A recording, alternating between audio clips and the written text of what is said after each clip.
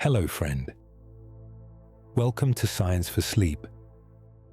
Whether you have come back tonight or you are discovering this quiet channel for the first time, this is a gentle place to slow down, learn something soft, and let the day slowly fall away. Tonight, we are going to drift into the hidden world of flower scents. Not just flowers themselves, with their petals, colors, stems, and leaves, but the invisible fragrance that rises from them. The sweet breath of a rose, the clean calm of lavender, the soft evening perfume of jasmine, the green, fresh scent that comes from a garden after rain. A flower's scent can feel like something almost weightless. It seems to appear from nowhere, move through the air, and then fade before you can hold it. But fragrance is not only a feeling. It is made of real matter. When you smell a flower, tiny molecules have left the surface of that flower, floated through the air, entered your nose, and touched special scent receptors high inside your nasal cavity. Those molecules are often so small and light that they can evaporate at ordinary temperatures. That simply means they can lift into the air without needing fire, boiling water, or strong heat. A rose sitting quietly in a vase can release them. A lavender plant warming in afternoon light can release them. A night-blooming jasmine flower opening after sunset can release them into still evening air.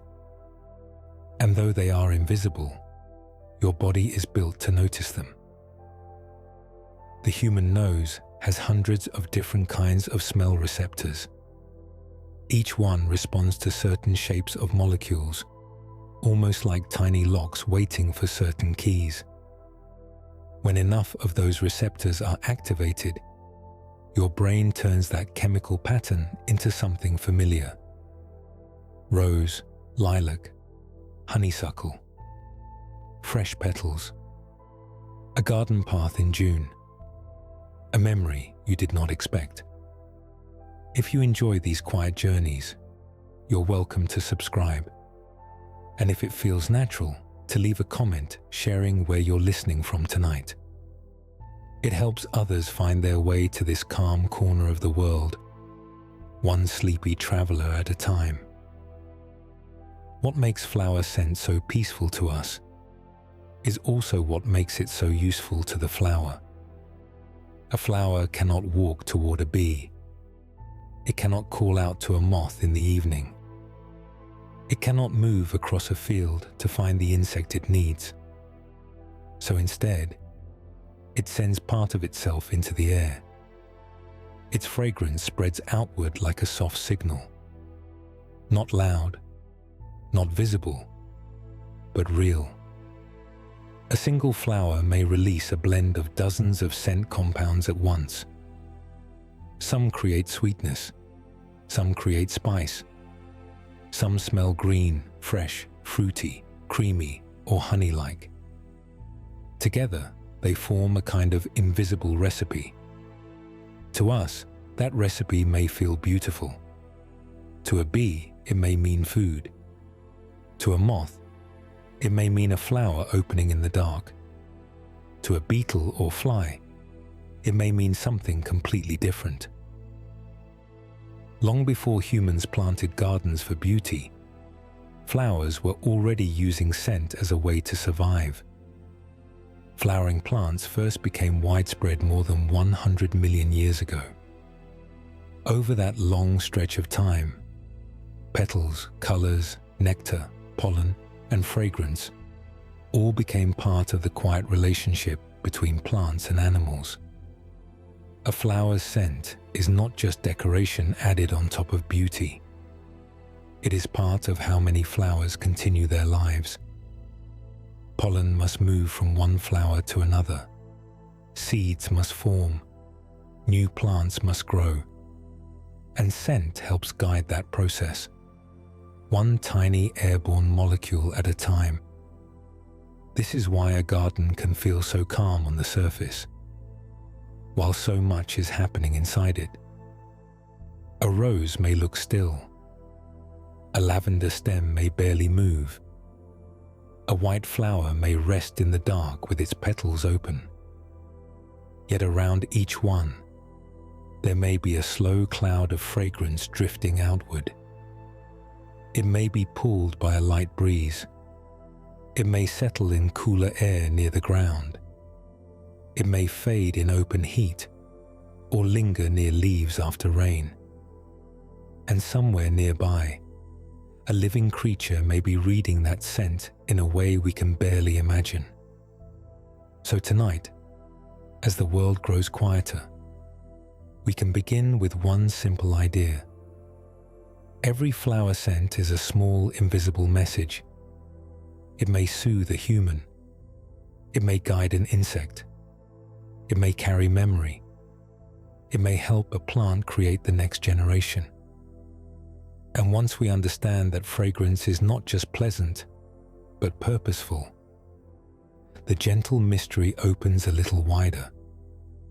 Because the next question is not only why flowers smell beautiful to us, it is why flowers began sending these quiet signals into the air at all. That quiet signal in the air begins with a simple need. A flower is part of a living plant. And like all living things, the plant has ways of continuing its life. For many flowering plants, that means making seeds. And before many seeds can form, pollen has to move. Pollen is the fine yellow, white, or dusty grain made by the male parts of a flower. It often has to reach the female part of another flower, called the stigma, where seed making can begin. Some plants use wind for this. Grasses, pine trees, and many weeds release huge amounts of pollen into the air and let the breeze carry it.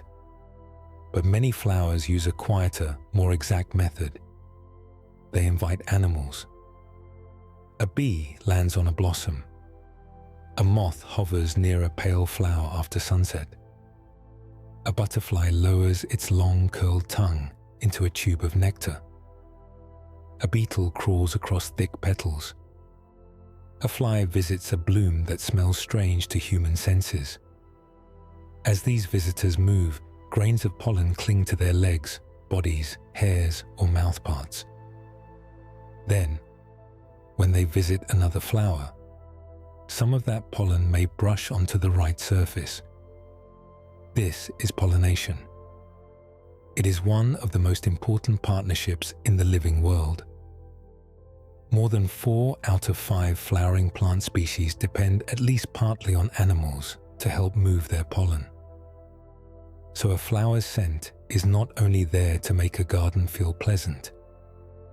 It is part of an invitation. It can say, in the language of chemistry, there may be nectar here. There may be pollen here. There may be food worth finding. Nectar is a sweet liquid made by many flowers. It is usually rich in sugars, and it gives insects and birds quick energy. Pollen can also be food, especially for bees, because it contains proteins, fats, vitamins, and minerals. A honeybee visiting an apple blossom is not admiring the flower the way a person might. It is searching for a reward. The flower, in turn, is using that reward to guide the bee close enough to touch its pollen. The scent helps bring the visitor in.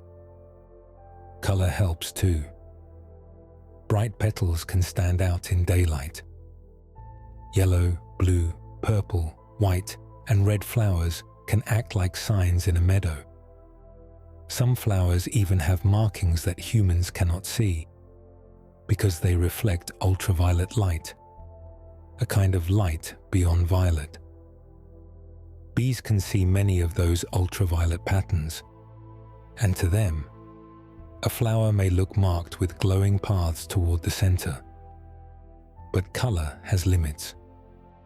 Color only works when the flower can be seen. It needs light. It needs a clear view. A small flower hidden under leaves may not be easy to spot.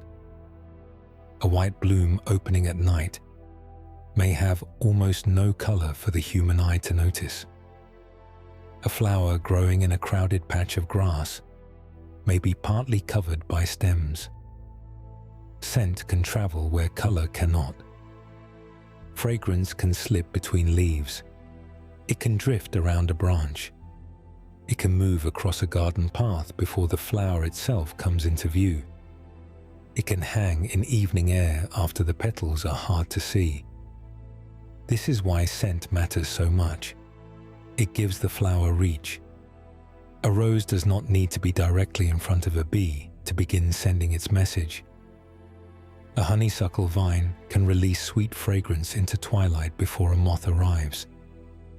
A night-blooming jasmine can become noticeable in the dark long before its small white flowers are found. Even a flower tucked low near the ground can send scent upward, where insects may pass through it. And the message does not have to be strong to be useful. Many insects are extremely sensitive to scent. A moth can follow faint chemical traces through the air, adjusting as the trail breaks and reforms in the wind. A bee can learn that a certain smell often leads to nectar, then use that memory when it returns to the same kind of flower. In this way, fragrance becomes a guide. Not a sound, not a color, but a soft path made from invisible matter. The flower releases it slowly. The air carries it outward. A living creature notices it, follows it, and may help the plant make seeds without ever knowing. A meadow can look still from far away, but close to the petals, there is a constant exchange. Nectar is offered, pollen is moved, scents rise and fade, tiny visitors come and go. And through all of it, flowers are not simply decorating the world. They are speaking into it. Their language is not made from words, but from something smaller, lighter, and more physical. Something that can lift from a petal and travel through the evening air. That smaller, lighter part of a flower's message is chemistry in motion. When a flower smells sweet, fresh, spicy, or warm, it is releasing tiny particles called molecules. A molecule is a small group of atoms joined together. Atoms are the basic pieces that make up everything physical, from water to petals to the air moving through a garden. The scent molecules made by flowers are often called volatile organic compounds. Volatile simply means they can evaporate easily. Organic means they contain carbon, an element found in all living things. So when we say a flower releases volatile organic compounds, we are describing small carbon-based molecules that can lift from the flower and move into the air. They are not smoke. They are not mist. They are not magic. They are tiny pieces of chemistry leaving the flower's surface one by one, until the air around it carries a scent. A warm rose in June may release molecules like geraniol, citronellol, and phenylethyl alcohol. Geraniol can smell sweet and rosy. Citronellol can smell fresh, floral, and slightly citrus-like. Phenylethyl alcohol gives many roses a soft honeyed note. Lavender releases linalool and linaloyl acetate, two compounds that help create its clean, herbal, calming scent. Jasmine releases benzyl acetate and other rich molecules that give it that sweet, heavy, evening perfume. Each of these names may sound complex, But the idea is simple. Different molecules create different scent impressions. And when many of them rise from one flower together, they form a blended fragrance. Some of these molecules come from the petals. Some come from the nectar. Some can come from pollen. And in certain flowers, they come from special scent-producing tissues called osmophores. An osmophore is like a tiny fragrance-making area of the flower. In some orchids, these tissues can be found on parts of the petal shaped to guide insects toward the flower's center. In other flowers, scent may be released more broadly across the petals, so the whole bloom becomes a quiet source of perfume. The flower does not release scent in a perfectly steady way. It changes with the air around it. Warmth can make scent stronger because warmer molecules move faster and escape more easily from the flower's surface. That is why a garden may smell stronger on a warm afternoon than on a cold morning. But too much heat can also make scent vanish quickly because the molecules rise and scatter before they can linger. Air movement matters too. A light breeze can carry fragrance across a yard, around a fence, or through an open window. But strong wind can tear the scent apart and spread it so thin that it becomes harder to follow. Humidity also changes the experience. Humid air, which holds more water vapor, can sometimes help scent feel fuller or last longer near the ground. After rain, leaves, soil, bark, and petals may all release their own smells into the damp air. That is why a garden after a summer shower can feel richer than the same garden under dry heat. Flower fragrance is also shaped by distance. Close to the blossom, the scent may be thick and clear. A few feet away, it becomes softer. Farther still, it may break into faint patches. An insect moving through a field does not meet fragrance as one smooth wall. It meets small traces, gaps and trails. A little sweetness here, a faint green note there, then nothing, then the scent again. To a bee or moth, these drifting fragments can still be useful. To a person walking slowly past a flowering vine, they may feel like sudden moments of surprise. A scent appears, disappears, then returns as the air shifts. This is one reason fragrance can feel so delicate. It is physical enough to reach the nose, but light enough to vanish almost as soon as it arrives. The flower keeps making more. The air keeps carrying it away. And for a little while, the space around the bloom becomes filled with an invisible cloud. Not an empty feeling. Not only beauty. A real cloud of chemistry, shaped by warmth, petals, nectar, pollen, moisture, and moving air. And inside that cloud, each flower carries its own hidden mixture. A rose does not send the same message as lavender. Lavender does not speak like jasmine. Jasmine does not drift through the night like lily or honeysuckle.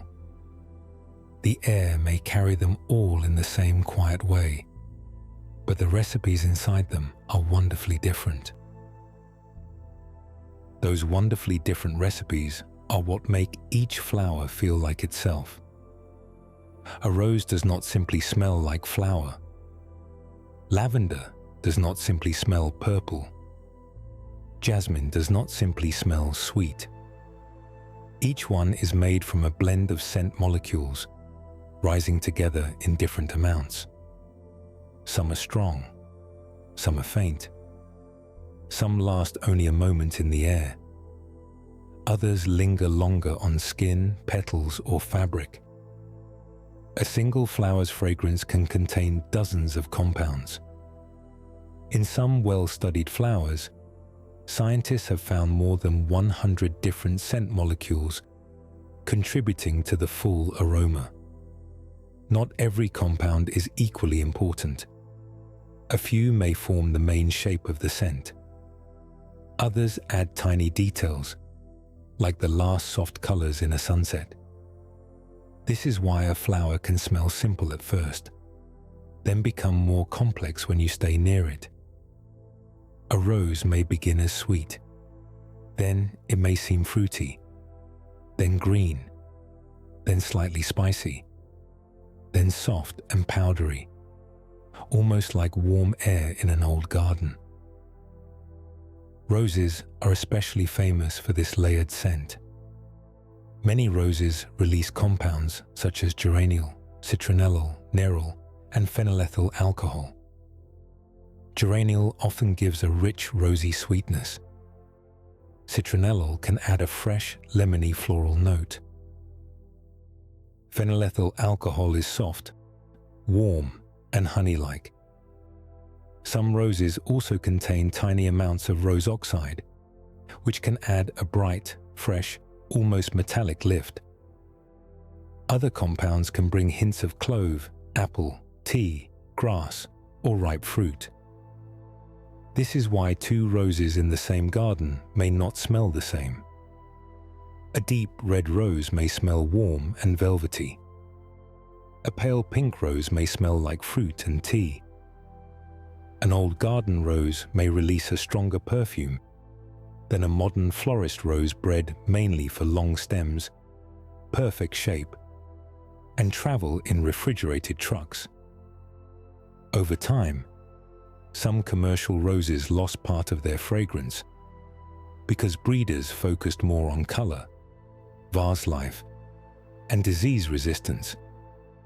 The flower still looked beautiful, but part of its invisible recipe became quieter. Lavender has a different kind of recipe. Its scent is cleaner, herbal, and more airy. Two of its best-known compounds are linalool and linaloyl acetate. Linalool can smell floral, fresh, and slightly woody. Linaloyl acetate gives lavender part of its soft, sweet, calming character. Lavender may also contain small amounts of camphor, which adds a sharper, cooler note. That is why lavender does not smell sugary like a rose. It smells clear, almost dry, like warm purple flowers growing in sunlight on a hillside. Jasmine moves in another direction. Its fragrance is heavier, sweeter, and often stronger at night. Jasmine flowers release molecules such as benzyl acetate, jasmone, and indole. Benzyl acetate can smell sweet and fruity. Jasmone gives part of the classic jasmine flower scent. Indole is more surprising. In tiny amounts, it adds warmth and depth to jasmine. In larger amounts, it can smell unpleasant or animal-like. This is one of the strange secrets of fragrance. A molecule that seems harsh by itself can become beautiful when it is only one small part of a larger blend. Lilies have their own strong presence. Many lilies release powerful floral compounds that can fill an entire room from a single vase.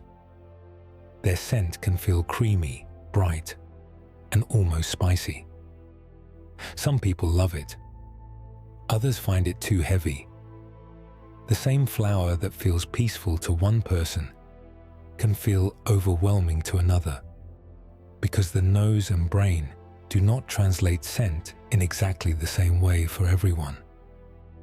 Violets are quieter, but just as fascinating. Their scent comes partly from compounds called ionones.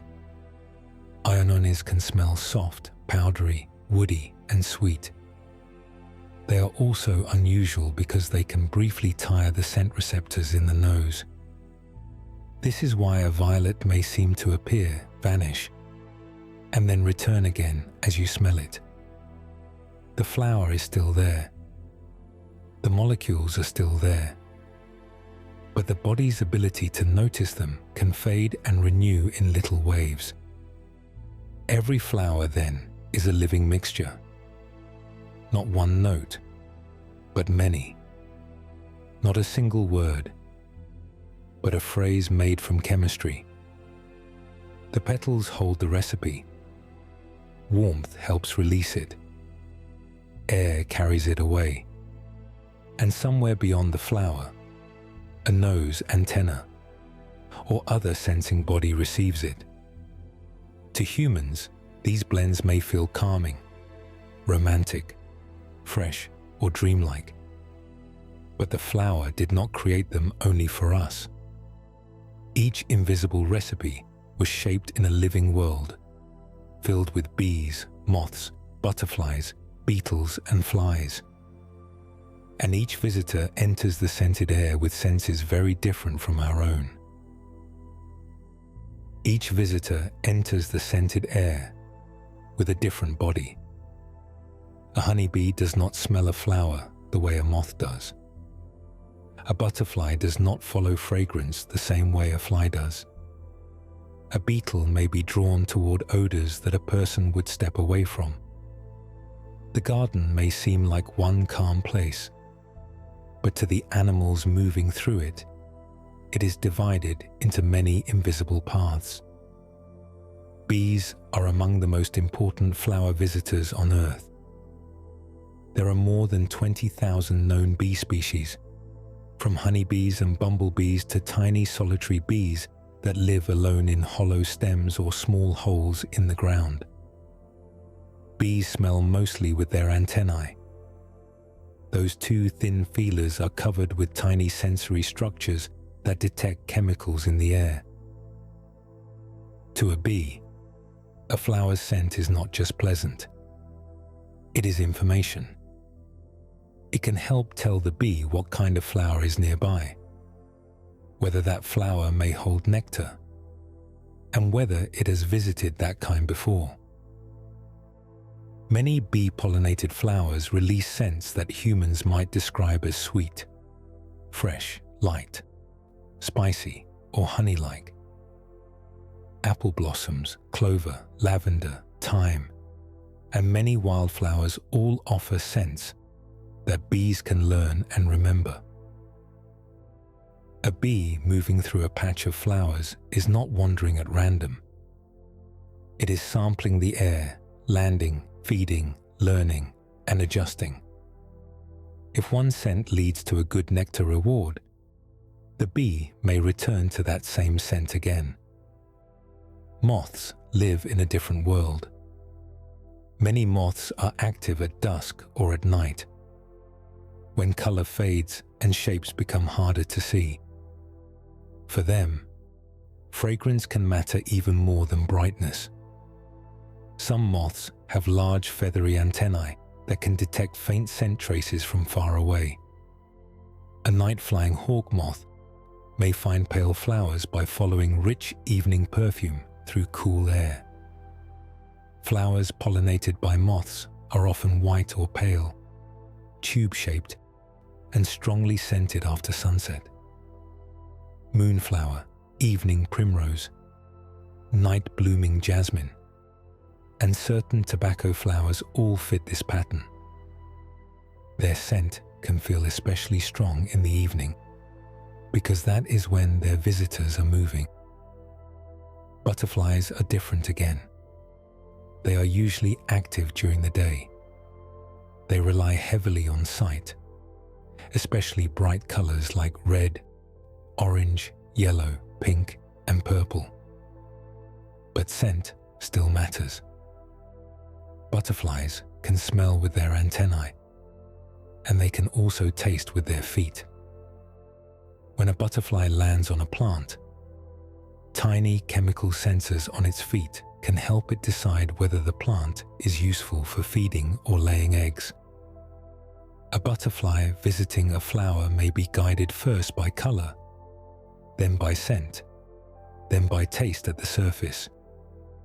It experiences the flower through several senses at once. Flies often follow a stranger kind of invitation. Some flowers attract flies by smelling like fermenting fruit, mushrooms, wet soil, or decay. To humans, these odors may seem unpleasant. To certain flies, they may suggest food or a safe place to lay eggs. Skunk cabbage, which can bloom in cold early spring, releases a strong smell that attracts flies and beetles. Some carrion flowers go even further, producing odors that resemble rotting meat. These scents are not mistakes. They are targeted messages. The flower is calling to the visitor most likely to move its pollen. Beetles are some of the oldest flower visitors. Long before bees became major pollinators, beetles were already feeding on early flowers and pollen.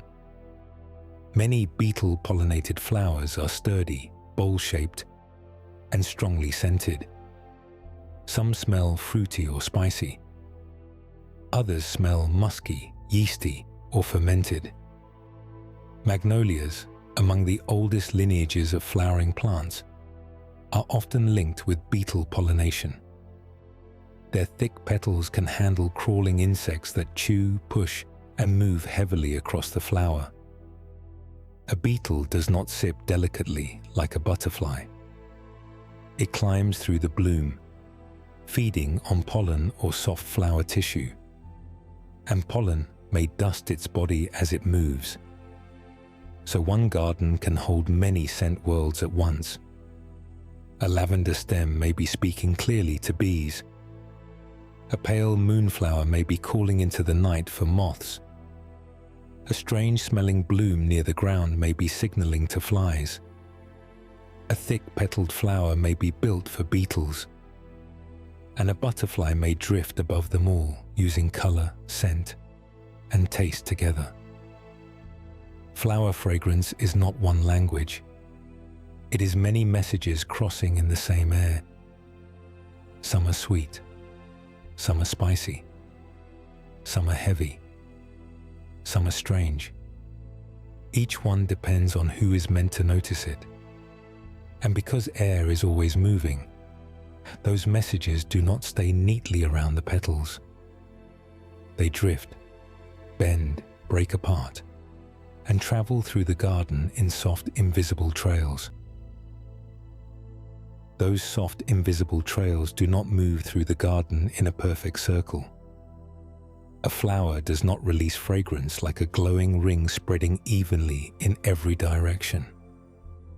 The air is too restless for that. Even on a calm day, tiny movements are always happening. Warm air rises from soil. Cooler air slides under leaves. A breeze bends around stems, stones, fences, tree trunks, and blades of grass. So the scent leaving a flower becomes a plume. A plume is a drifting stream, like smoke from a candle or steam from a cup of tea. It has a shape, but that shape keeps changing. Close to the flower, the scent may be strong and clear. A few inches away, the same scent may twist into a thin ribbon. A few feet away, it may break into small patches. Then it may disappear. Then return again. This is why a flowering vine can seem to surprise you as you walk past it. For one step, the air smells sweet. Then the scent is gone. Then, a few steps later, it comes back more strongly. The flower has not changed. The air between you and the flower has changed. Wind is one of the main forces shaping scent. A light breeze can carry fragrance away from a blossom and stretch it across a garden. But the path is rarely smooth. When wind passes over leaves and branches, it becomes uneven. It swirls. It folds It pushes scent upward, then downward, then sideways. Scientists call this turbulent air. Turbulent simply means the flow is mixed and irregular, not smooth like water poured gently from a glass. In turbulent air, scent molecules gather in little pockets. Between those pockets are gaps where almost no scent is present. For an insect, following a scent plume is not like walking along a painted line. It is more like moving through darkness while catching small hints of a trail. A little fragrance touches the antennae, then nothing. Then a stronger trace arrives from the left. Then the wind shifts. Then the insect has to correct its path. Moths are especially good at this. A male moth searching for a scent may fly in a zigzag pattern. When it catches the scent, it moves upwind, toward where the scent is coming from. When it loses the scent, it sweeps side to side until it finds the plume again. This searching movement may look delicate, but it is a precise way to solve a difficult problem. The flower's message is broken. The moth still follows it. Temperature also changes how fragrance moves. In warm air, scent molecules can evaporate more quickly from petals. That can make the flower seem stronger at first. But warm air can also rise and scatter the scent faster. On a hot afternoon, fragrance may lift upward and spread thinly.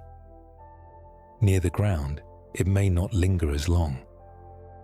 Cooler air behaves differently.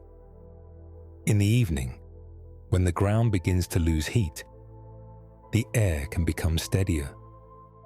Scent may stay closer to the flower or drift in slower layers. That is one reason some night-blooming flowers can feel so powerful after sunset. The fragrance is being released at the same time the air becomes gentler. Humidity matters too. When the air holds more water vapor, scent can feel fuller and softer. After rain, the whole garden changes. Wet soil releases an earthy smell. Leaves give off green notes. Petals may hold drops of water that slowly warm and dry. The air feels thicker, and scent can seem to hang near shrubs, fences, and paths. A honeysuckle vine after rain may smell stronger, not because it suddenly became a different plant, but because the damp air is carrying and holding the fragrance differently. Distance softens everything. A flower's scent is most concentrated near its source. Farther away, the plume spreads, breaks, and thins. A bee passing close to lavender may receive a clear signal. A bee farther away may only catch a few faint molecules mixed with grass, soil, leaves, and other flowers. The air is never carrying just one message. It is carrying many at once. Rose, clover, damp bark, warm stone, cut grass, and pollen can all drift together. Yet insects still find the bloom they need. They move through shifting air, reading fragments that vanish almost as soon as they arrive. The garden may look still to human eyes, but around every scented flower, there is motion. Invisible ribbons form and fade. Small clouds stretch and tear. Cool air holds them. Warm air lifts them. Wind breaks them into pieces. And somewhere inside that moving maze, a tiny creature is able to find its way. Inside that moving maze, a bee is not only flying, it is reading. A honeybee moving above clover or lavender is surrounded by colors, shapes, light, warmth, and scent. But the scent is especially important. because it can reach the bee before the flower is directly beneath it. The bee's main smelling organs are its antennae. Those two slender feelers are covered with thousands of tiny sensory structures. They are so small that they cannot be seen clearly without magnification, but each one can respond to certain chemicals in the air. When scent molecules from a flower touch the bee's antennae, they trigger nerve signals. Those signals travel into the bee's brain, where the pattern is sorted and compared with past experience. To the bee, lavender is not just a pleasant smell. It is a pattern. Apple blossom is another pattern. Clover is another. Sunflower, thyme, borage, and wild mustard each send their own mix into the air. And bees can learn which patterns are worth remembering. A honeybee may visit a flower and find nectar at the base. Nectar is the sweet liquid many flowers make, often stored deep enough that the bee has to push its head into the bloom. As the bee drinks, pollen dusts its body. Some of it may stick to branched hairs on its legs and chest. Some may later be packed into little pollen baskets on the back legs, where it forms yellow, orange, or pale clumps. But while the bee is feeding, it is also learning. The scent of that flower becomes connected to the reward. This is called associative learning. It simply means the bee learns that one thing goes with another. A certain fragrance goes with nectar. A certain color goes with pollen. A certain flower shape goes with a good feeding place. In experiments, bees can even be trained to extend their tongue. When they smell a scent, they have learned to connect with sugar water. The movement is small, but it shows that the scent alone has become meaningful. The bee remembers. This memory matters because a bee's life is full of choices. A meadow may contain hundreds or thousands of flowers. Some are fresh. Some are empty.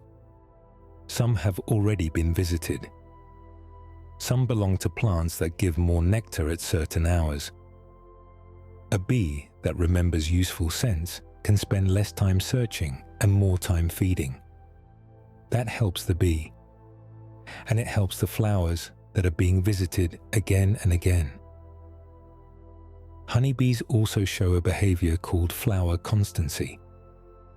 This means that during one foraging trip, a bee often keeps visiting the same kind of flower instead of switching constantly between different species. If it begins on clover, it may continue visiting clover. If it begins on apple blossoms, it may move from apple blossom to apple blossom. This is useful for pollination because pollen from one kind of flower is more likely to reach another flower of the same kind. A bee covered in apple pollen does more good for an apple tree if it visits another apple blossom, not a dandelion or a rose. Scent helps support this steady behavior. The bee learns the fragrance, follows it, and repeats the visit. Bumblebees can learn floral scents too. A bumblebee moving through foxglove, snapdragon, or blueberry flowers may remember which scents led to good nectar. Some flowers even change after they have been visited. Their scent may become weaker, or their color may shift slightly, giving insects clues about whether the reward is still there. In this way, the garden becomes a place of updates. Not loud updates, not visible to everyone, but small changes in scent, color, and reward that pollinators can learn over time. A bee's memory is not like a human memory with words and stories. It is more practical than that. It is a living map of useful signals. The smell of a flower, the shape of a petal, the position of the sun, the feel of a familiar route through the air. Honeybees can also share information with other bees through the waggle dance, a movement performed inside the hive that points nestmates toward food. The dance mainly gives direction and distance, but returning bees can also carry the scent of the flowers they visited on their bodies. Other bees may smell that floral trace before leaving the hive, giving them a clue about what kind of bloom to search for. So flower fragrance can move from petal to bee, from bee to hive, and from hive back into the open world. It becomes more than attraction. It becomes learning. It becomes habit. It becomes a route repeated in soft morning light. And once flowers and bees begin to meet through memory, timing starts to matter. A scent is most useful when the right visitor is awake, hungry, and ready to fly. A scent is most useful when the right visitor is awake, hungry, and ready to fly. Flowers do not release fragrance in the same way all day and all night. Many of them follow a rhythm. Some become more fragrant in the morning. Some grow stronger in the heat of afternoon.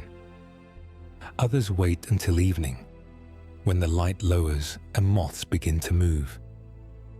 This timing is not random. It is part of the same careful exchange between flowers and pollinators. A flower that depends on bees often benefits from releasing scent during daylight, because most bees are active when the air is warm and bright. Honeybees usually forage during the day, often when temperatures are above about 55 degrees Fahrenheit. They need enough warmth for their flight muscles to work well. So a flower that opens in the morning and releases fresh scent during daylight may meet bees when they are already moving through the garden. Apple blossoms, clover, borage, thyme, and many wildflowers fit into this daytime pattern. Their scents drift through sunny hours, when bees can combine fragrance with color, shape, and memory. A bee may see the flower first, but scent helps confirm what kind of reward may be waiting. Other flowers follow a different clock. Some release stronger fragrance after sunset because their main visitors are moths. A moth does not need the same bright petal colors that a bee uses at noon. It may fly in dim light, using scent as a long-distance guide.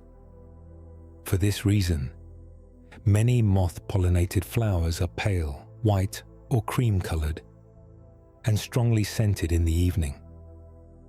Their perfume seems to arrive with the dark.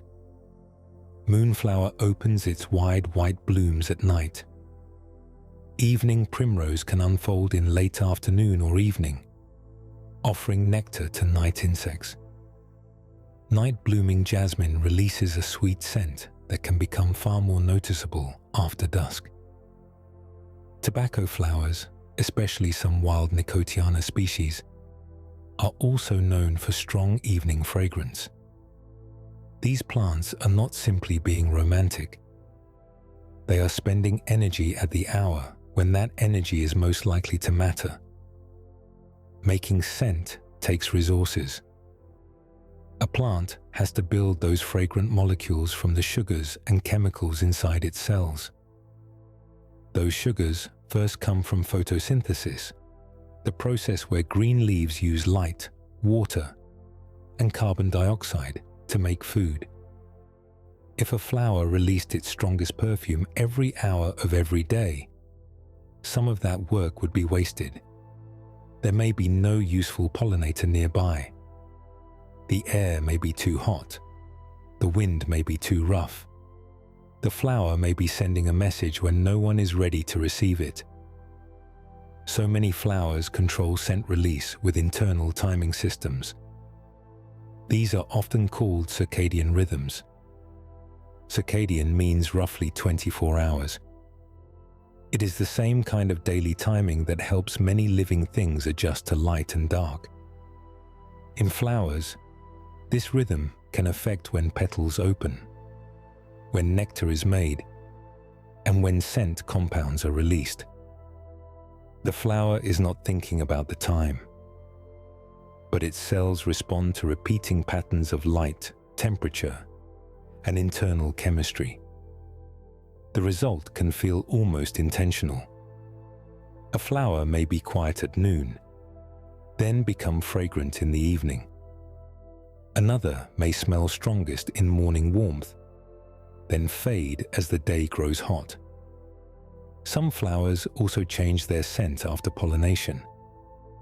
Once a flower has been visited and pollen has moved, it may reduce scent production. That saves energy for making seeds and fruit. In some plants, the fragrance weakens after successful pollination because the flower no longer needs to attract as many visitors. The message in the air changes because the flower's need has changed. This gives the garden a hidden schedule. It is not only a place of colors. It is a place of time signals. Morning has one fragrance. Afternoon has another. Evening slowly opens a different layer. The same path through the same garden can feel changed from hour to hour, because the flowers are not all speaking at once. Some have already gone quiet. Some are just beginning. And as the day softens, the scented world becomes calmer, darker, and more mysterious. The bright language of bees gives way to the slower perfume of night flowers. The air cools. The edges of petals fade into shadow. And fragrance begins to do what color can no longer do as easily. It reaches outward through the dark. In the dark, fragrance takes on more of the work. A flower that opens at noon can use bright color as part of its signal. But a flower that opens after sunset has to speak in a different way. Its petals may still matter. Its shape may still guide a visitor. But scent becomes one of the clearest paths through the night air. Many night-blooming flowers are pale, white, cream, or light yellow. Those colors are not only beautiful, they are practical. In low light, pale petals reflect more of the moonlight, starlight, and leftover glow from the evening sky. A white flower can stand out softly against dark leaves.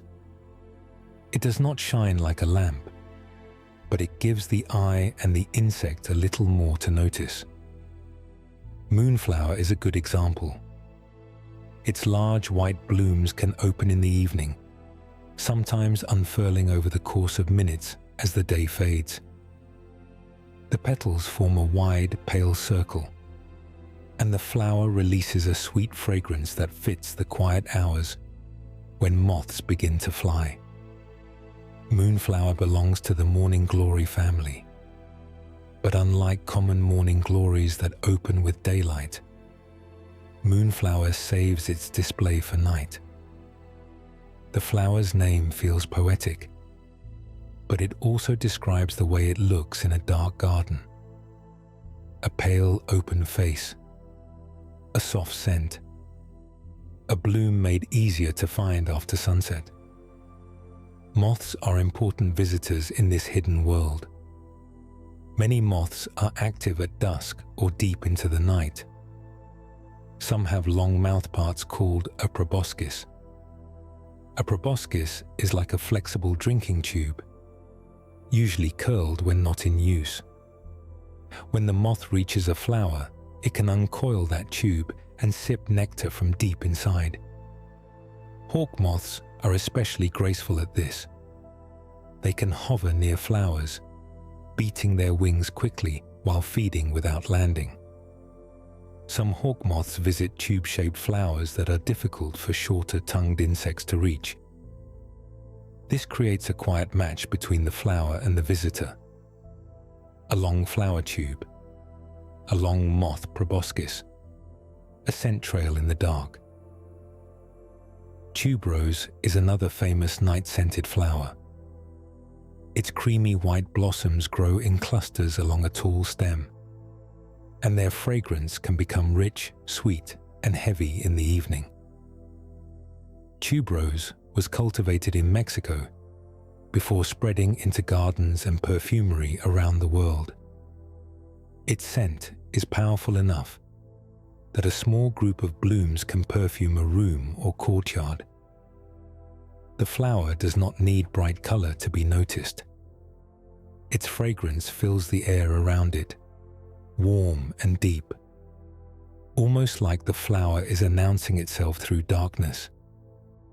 Jasmine also belongs to the night garden, though the word jasmine can refer to several different plants. True jasmines belong to the genus Jasminum.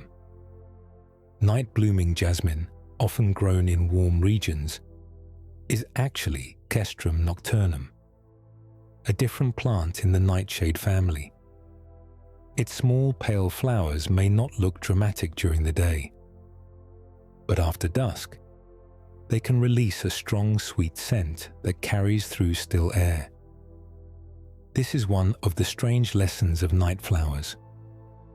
The bloom does not always need to look impressive. Sometimes the invisible part is the main display. Evening primrose adds another gentle example. Many species in the genus Oenothera open their yellow or pale flowers in late afternoon or evening. Some can open quickly enough that a patient observer may watch the petals loosen and spread. Their fragrance can attract moths and other night insects, while their nectar offers a reward.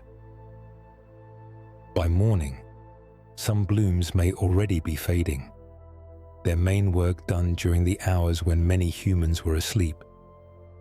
Night-blooming flowers show how different a garden becomes when the sun is gone. During the day, a bee may move from purple lavender to yellow sunflower to white clover, using color, memory, and scent together. At night, a moth may pass through a quieter world. Leaves become dark shapes. Petals become pale markers. Fragrance becomes a map. The flower's scent drifts outward, and the moth follows it through air that is cooler, softer, and less crowded with daytime activity. This is why evening gardens can feel so different from morning gardens. The same ground holds a different conversation. The bright signals fade. The pale flowers open. The heavy scents rise. And in that darker world, fragrance is no longer just something added to beauty. It becomes the path itself. When darkness settles over a garden, the flowers have not become larger. The petals have not moved very far. The stems still rise from the same soil, but the air around them can feel completely changed. A scent that seemed faint in the afternoon may become clear after sunset. A jasmine vine near a fence may suddenly fill the whole yard. A tuberose stem in a pot may perfume a porch. A moonflower may seem almost brighter because its fragrance has become easier to notice. Part of this happens because evening air behaves differently from daytime air. During the day, sunlight warms the ground. Warm air rises from stone, grass, soil, walls, and rooftops.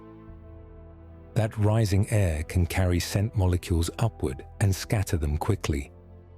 A fragrance may lift away from the flower before it has time to linger near the path. But after sunset, the ground begins to cool. Air movement can become slower.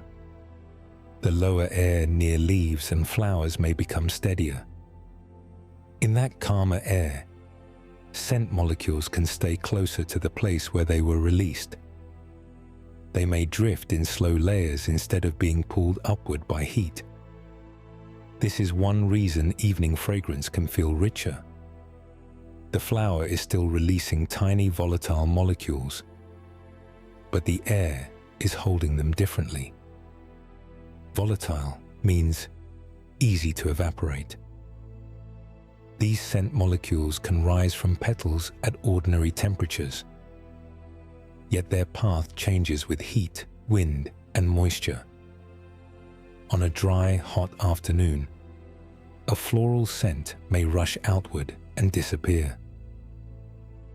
In cool evening air, the same kind of molecule may move more slowly and remain noticeable for longer. Humidity can add to this effect. Evening air often holds moisture differently than hot daytime air.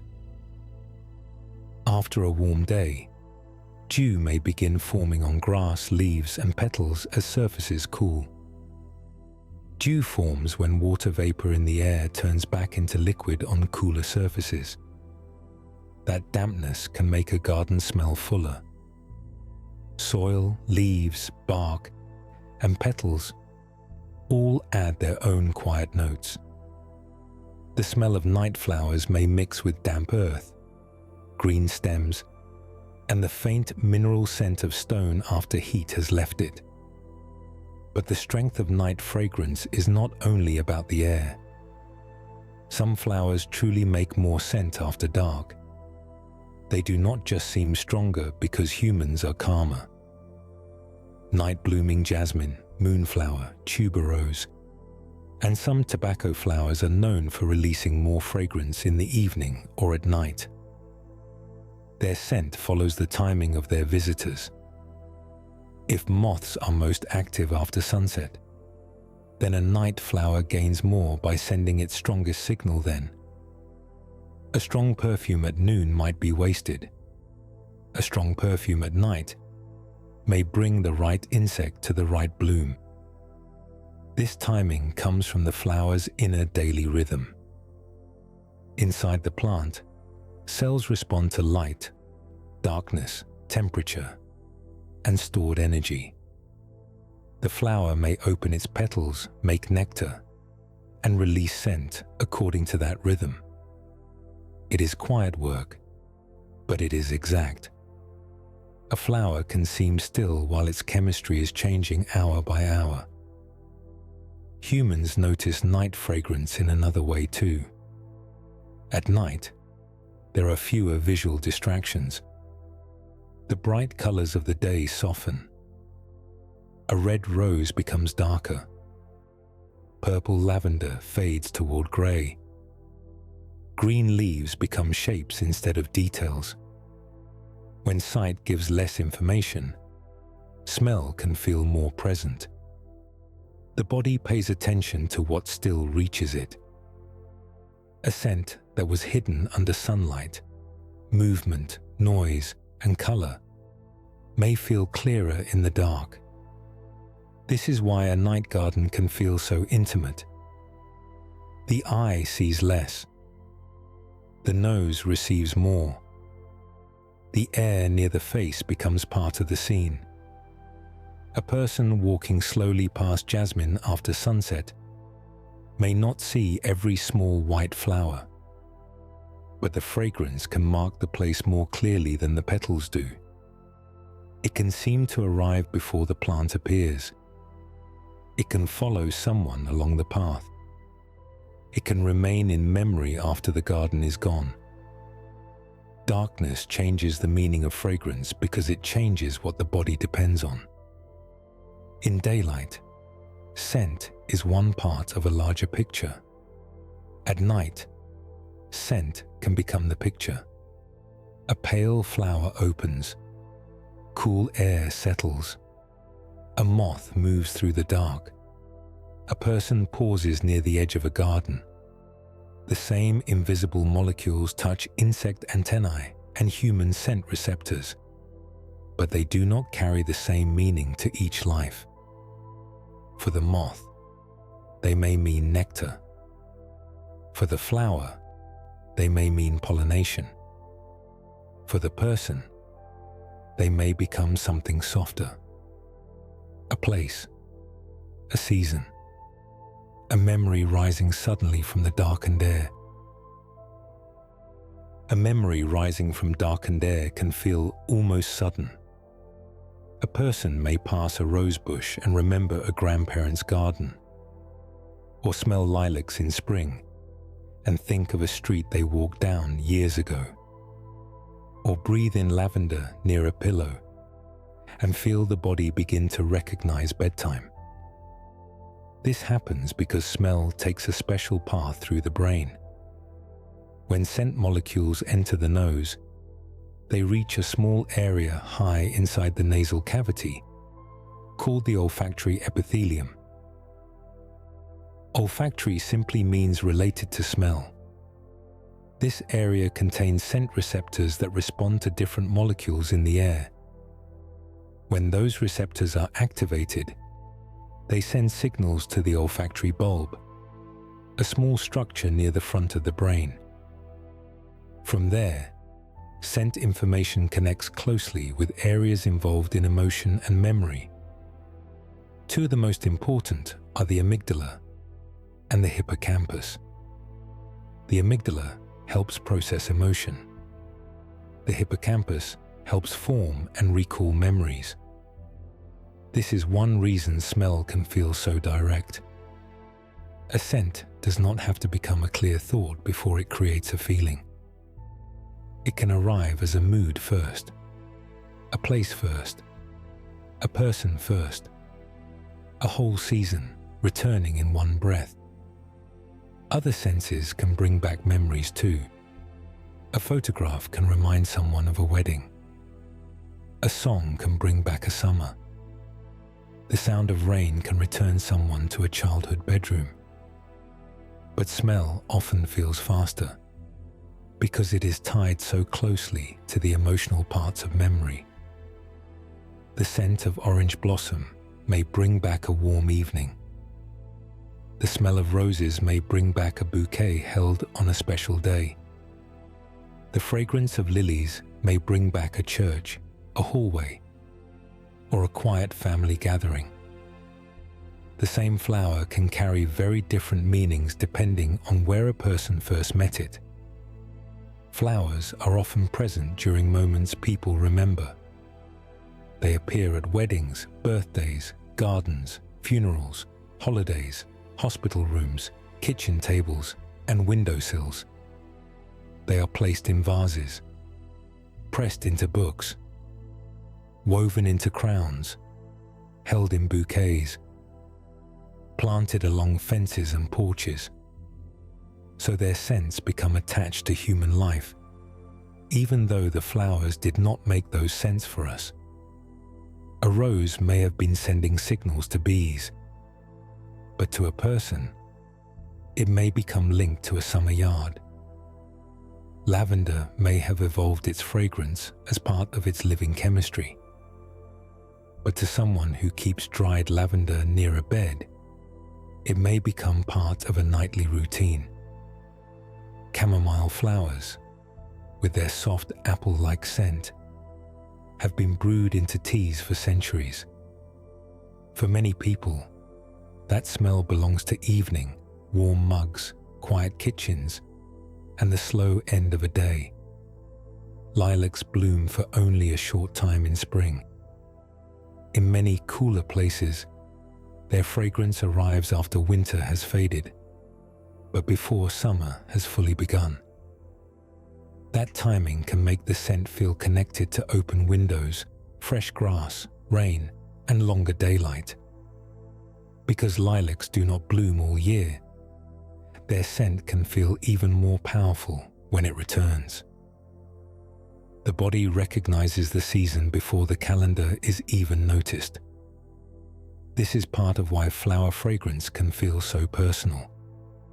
Scent is chemical, but memory gives it shape. The same lavender field in Provence may be a crop to the farmer, a nectar source to a bee, and a peaceful image to a traveler. The same rose oil used in perfume may come from thousands of petals, but one person may connect it with a wedding day, while another connects it with an old garden gate. The molecule is real. The memory is real too. They meet in the body. Flower scents also become emotional because they are often gentle enough to be noticed without demanding attention. A bright light can be harsh. A loud sound can interrupt. But a soft floral scent can enter slowly. It can hover at the edge of awareness. It can settle into a room without changing the room's shape. This makes it easy for fragrance to become part of a ritual. A lavender bath, a rose-scented soap, a jasmine vine outside a bedroom window, a chamomile tea before sleep. Over time, the scent becomes linked with what happens around it. Rest, care, warmth, a quiet evening, a familiar place. The flower releases molecules into the air. The nose receives them. The brain connects them with feeling. And slowly, a fragrance becomes more than fragrance. It becomes a small hidden archive, holding chemistry, memory, and emotion inside one soft breath. Inside one soft breath of rose scent, there can be an entire hidden mixture. A rose does not smell like one thing. It smells like many things arriving together. Sweetness, fresh green leaves, warm honey, soft fruit, a trace of spice, sometimes even tea, musk, or powder. That familiar rose fragrance is made from many aromatic compounds. Aromatic compounds are scent-making molecules that the nose can detect. Some rise easily from the petals. Some appear only in tiny amounts. Some are so powerful that even a very small trace can change the whole scent. One important rose compound is geraniol. Geraniol gives a sweet, floral smell that many people would recognize as rosy. Another is citronellol, which can feel fresher and slightly lemon-like. Phenylethyl alcohol gives many roses a soft, warm, honeyed quality. Rose oxide can add a bright, clean note that almost seems to lift the scent upward. Together, these molecules create a fragrance that feels simple only because the brain blends it so smoothly. The flower is not simple at all. It is more like a quiet chord. Many notes held at once. Different roses carry different versions of that chord. The damask rose, Rosa damascena, is one of the most famous scented roses in the world. It has been grown for centuries in places such as Bulgaria, Turkey, Iran, and parts of the Middle East. Its petals are used to make rose oil and rose water. In Bulgaria's Rose Valley, near the town of Kazanlak, roses are usually harvested early in the morning, often before the day becomes warm. That timing matters because heat can make the scent molecules evaporate too quickly. Workers gather the flowers while the petals are still cool and fragrant, placing them into sacks or baskets before distillation begins. Distillation is a way of using steam to carry scent compounds out of plant material. The steam passes through the petals, picks up fragrant molecules, then cools back into liquid. From that process, rose oil can be separated. It takes an enormous number of petals to make a small amount of oil. That is one reason true rose oil is so precious. A single drop may hold the scent of many flowers. Not all roses smell like the classic rose in a perfume bottle. Some smell fruity, with hints of raspberry, apricot, apple, or citrus. Some smell spicy, almost like clove or pepper. Some have a tea-like scent, soft and dry, especially in groups of roses descended from old tea roses. Some smell musky, warm, and slightly animal-like. Others smell green, like crushed stems, young leaves, or a garden after light rain. The color of the flower does not always tell you how it will smell. A pale rose may be powerful. A deep red rose may be faint. A perfect-looking rose in a florist shop may have almost no scent at all. That quiet loss has a history. Over the past century, many modern roses have been bred for things people can easily see and sell. Long straight stems, large blooms, bright colors, a long vase life, petals that survive cutting, shipping, refrigeration, and display. These traits matter for the flower trade. A rose grown for sale may travel hundreds or even thousands of miles before it reaches a vase. It may be picked before fully open. It may be cooled, boxed, moved by truck or plane, and placed under store lights. A strong fragrance is not always the easiest trait to keep during that process. In some modern rose breeding, scent became less important than shape, durability, and disease resistance. The flower became easier to transport, but some of its invisible richness faded. Older garden roses often kept stronger perfume because they were not bred mainly for shipping. They were grown to live in gardens. They opened on the plant. They released fragrance into warm air. They did not need to survive a long journey in a box. This is why walking past an old rosebush can feel different from smelling a cut rose in a store. The garden rose may seem less perfect in shape. Its petals may be looser. Its bloom may last for fewer days. But its scent may be deeper, fuller, and more alive. A rose can hold memory because it holds complexity. The nose receives the molecules. The brain connects them with feeling. The body remembers where that scent has appeared before. A wedding bouquet, a grandmother's yard, a rosewater dessert, a summer fence covered in blooms. The rose becomes more than a flower. It becomes a layered archive of chemistry and time. And if the rose shows how complex one familiar scent can be, lavender shows something even quieter, how one fragrance became almost inseparable from calm. Lavender carries a different kind of memory than the rose. The rose can feel full, layered, and emotional. Lavender feels cleaner, cooler, more open. Its scent is floral, but also herbal, almost like sunlight on dry leaves.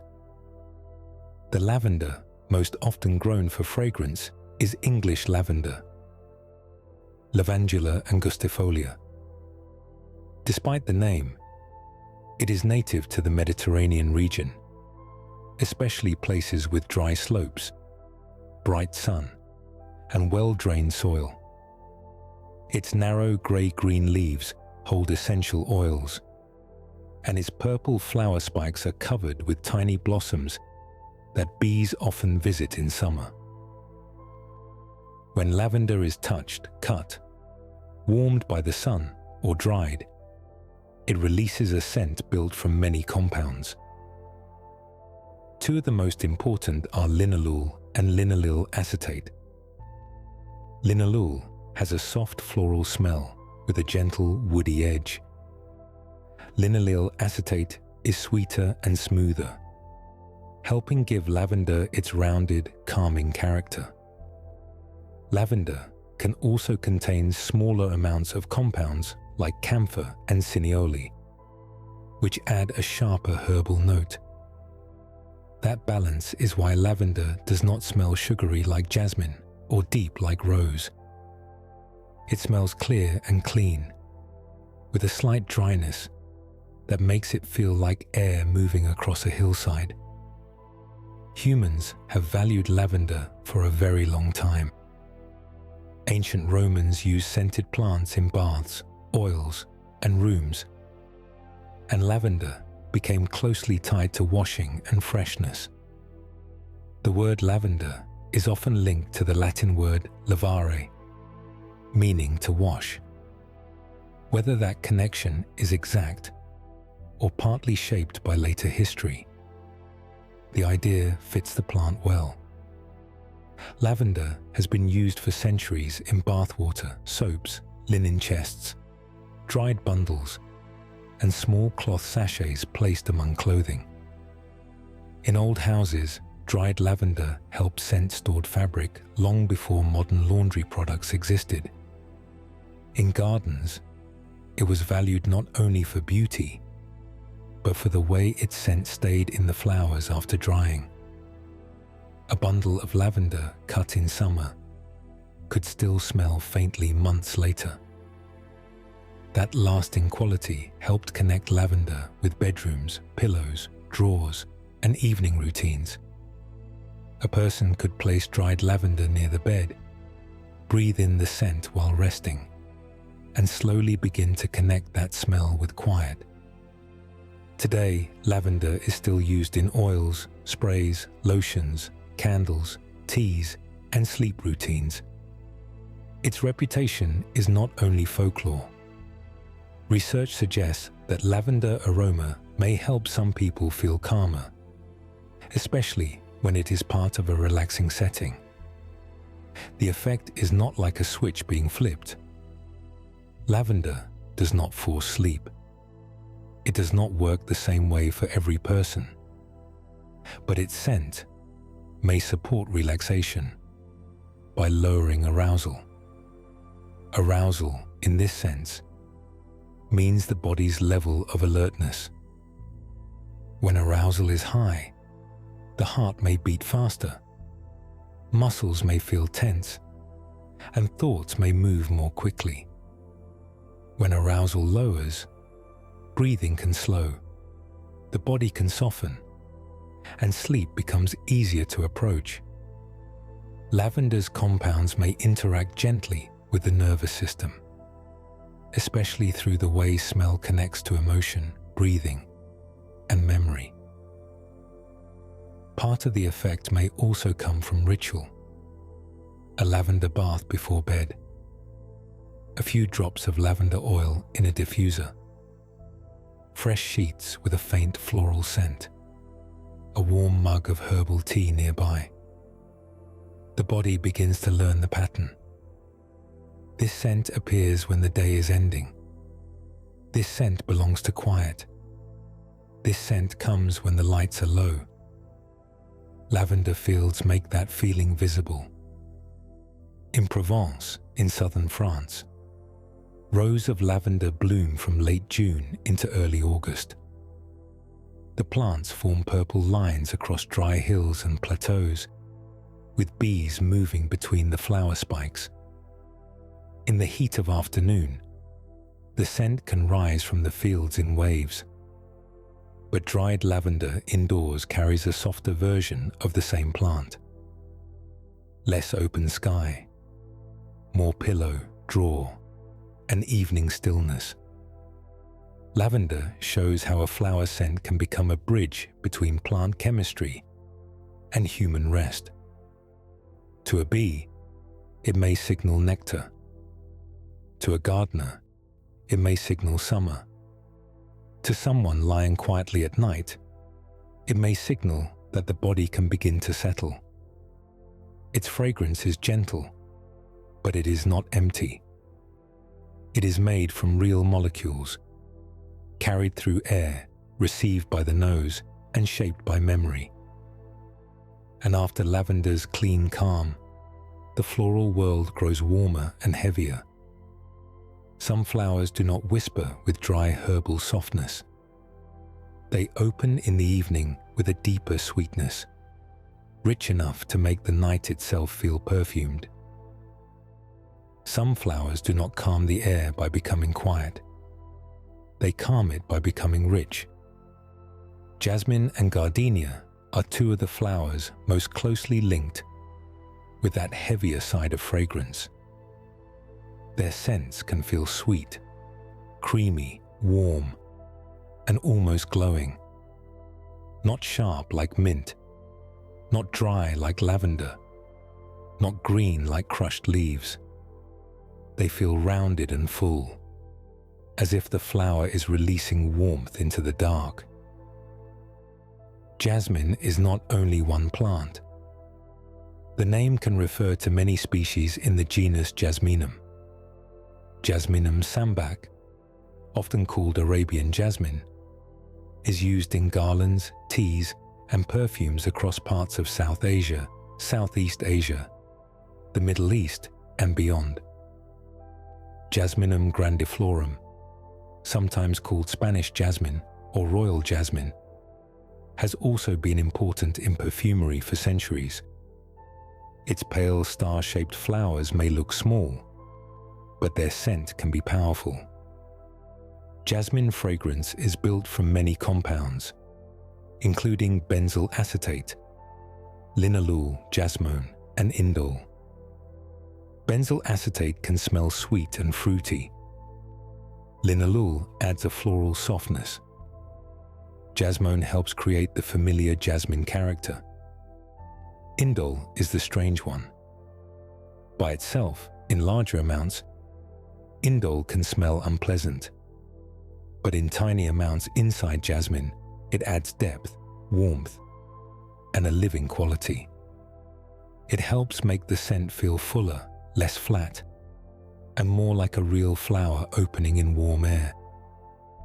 This is one reason jasmine can feel almost dreamlike. Part of its beauty comes from balance. Sweetness sits beside something darker. Softness sits beside intensity. A small white flower becomes a whole atmosphere. Gardenia has a similar richness, but with its own shape. The common gardenia, Gardenia jasminoides, is native to parts of Asia and is now grown in many warm regions. Its flowers are thick, white, and waxy, with petals that can look almost sculpted. The scent is creamy, sweet, and smooth, often described as lush or velvety. Gardenia fragrance can contain compounds such as linalool, methyl benzoate, benzyl acetate, and green-smelling molecules that add freshness beneath the sweetness. That mix is important. Without the fresh notes, the flower might seem too heavy. Without the creamy notes, it might lose its softness. Gardenia scent feels rich because many parts are working together. There is sweetness. There is warmth. There is a faint green edge. There is the feeling of white petals holding fragrance close to their surface. Warm evening air can make these flowers feel even stronger. Heat helps volatile scent molecules lift from petals. But at night, when the air is warm without being harsh, those molecules can gather close around porches, garden walls, and open windows. A jasmine vine growing near a doorway may seem faint during the day, then suddenly fill the entrance after dusk. A gardenia shrub near a path may send fragrance across only a few feet, but within that small space, the scent can feel complete. Tuberose belongs to this same heavy night world. Its white flowers, carried on tall stems, release a creamy and intense fragrance often used in perfume. Like jasmine, Tuberose contains compounds that create sweetness, warmth, and depth. A few open blossoms can perfume an entire room.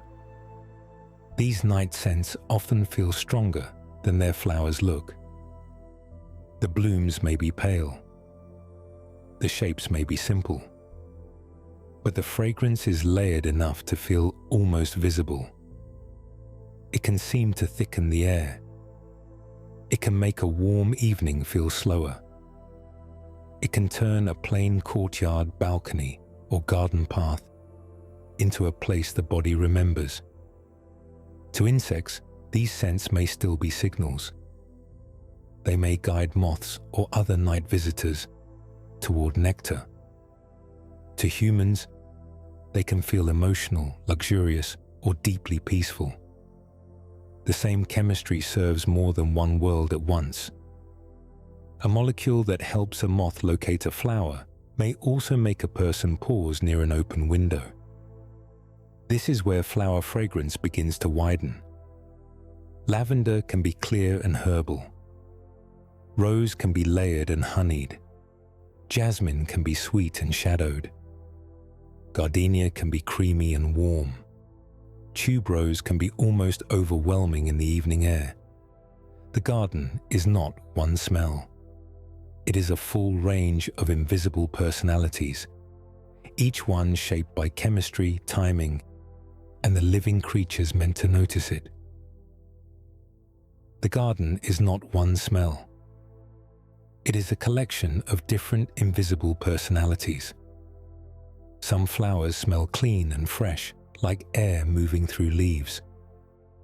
Some smell fruity, like peach, apple, citrus, or ripe berries. Some smell spicy, with soft hints of clove, pepper, cinnamon, or warm wood. Some smell honeyed, as if nectar itself has become part of the air.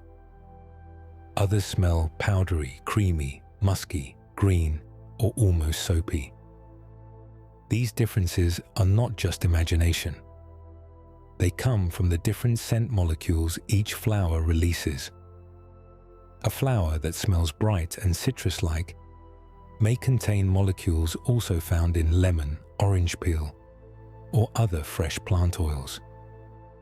Compounds such as limonene and citral can add a sparkling citrus feeling.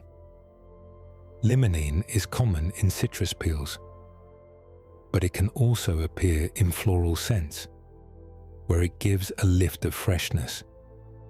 Citral smells lemony and sharp, and even a small amount can make a flower feel brighter. That kind of scent often seems to rise quickly. It feels light.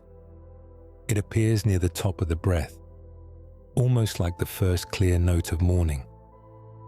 Other flowers feel green. A green scent may remind someone of crushed stems, wet leaves, cut grass, or the inside of a flower shop. These impressions often come from molecules that plants release when leaves or petals are touched, bruised, or warmed.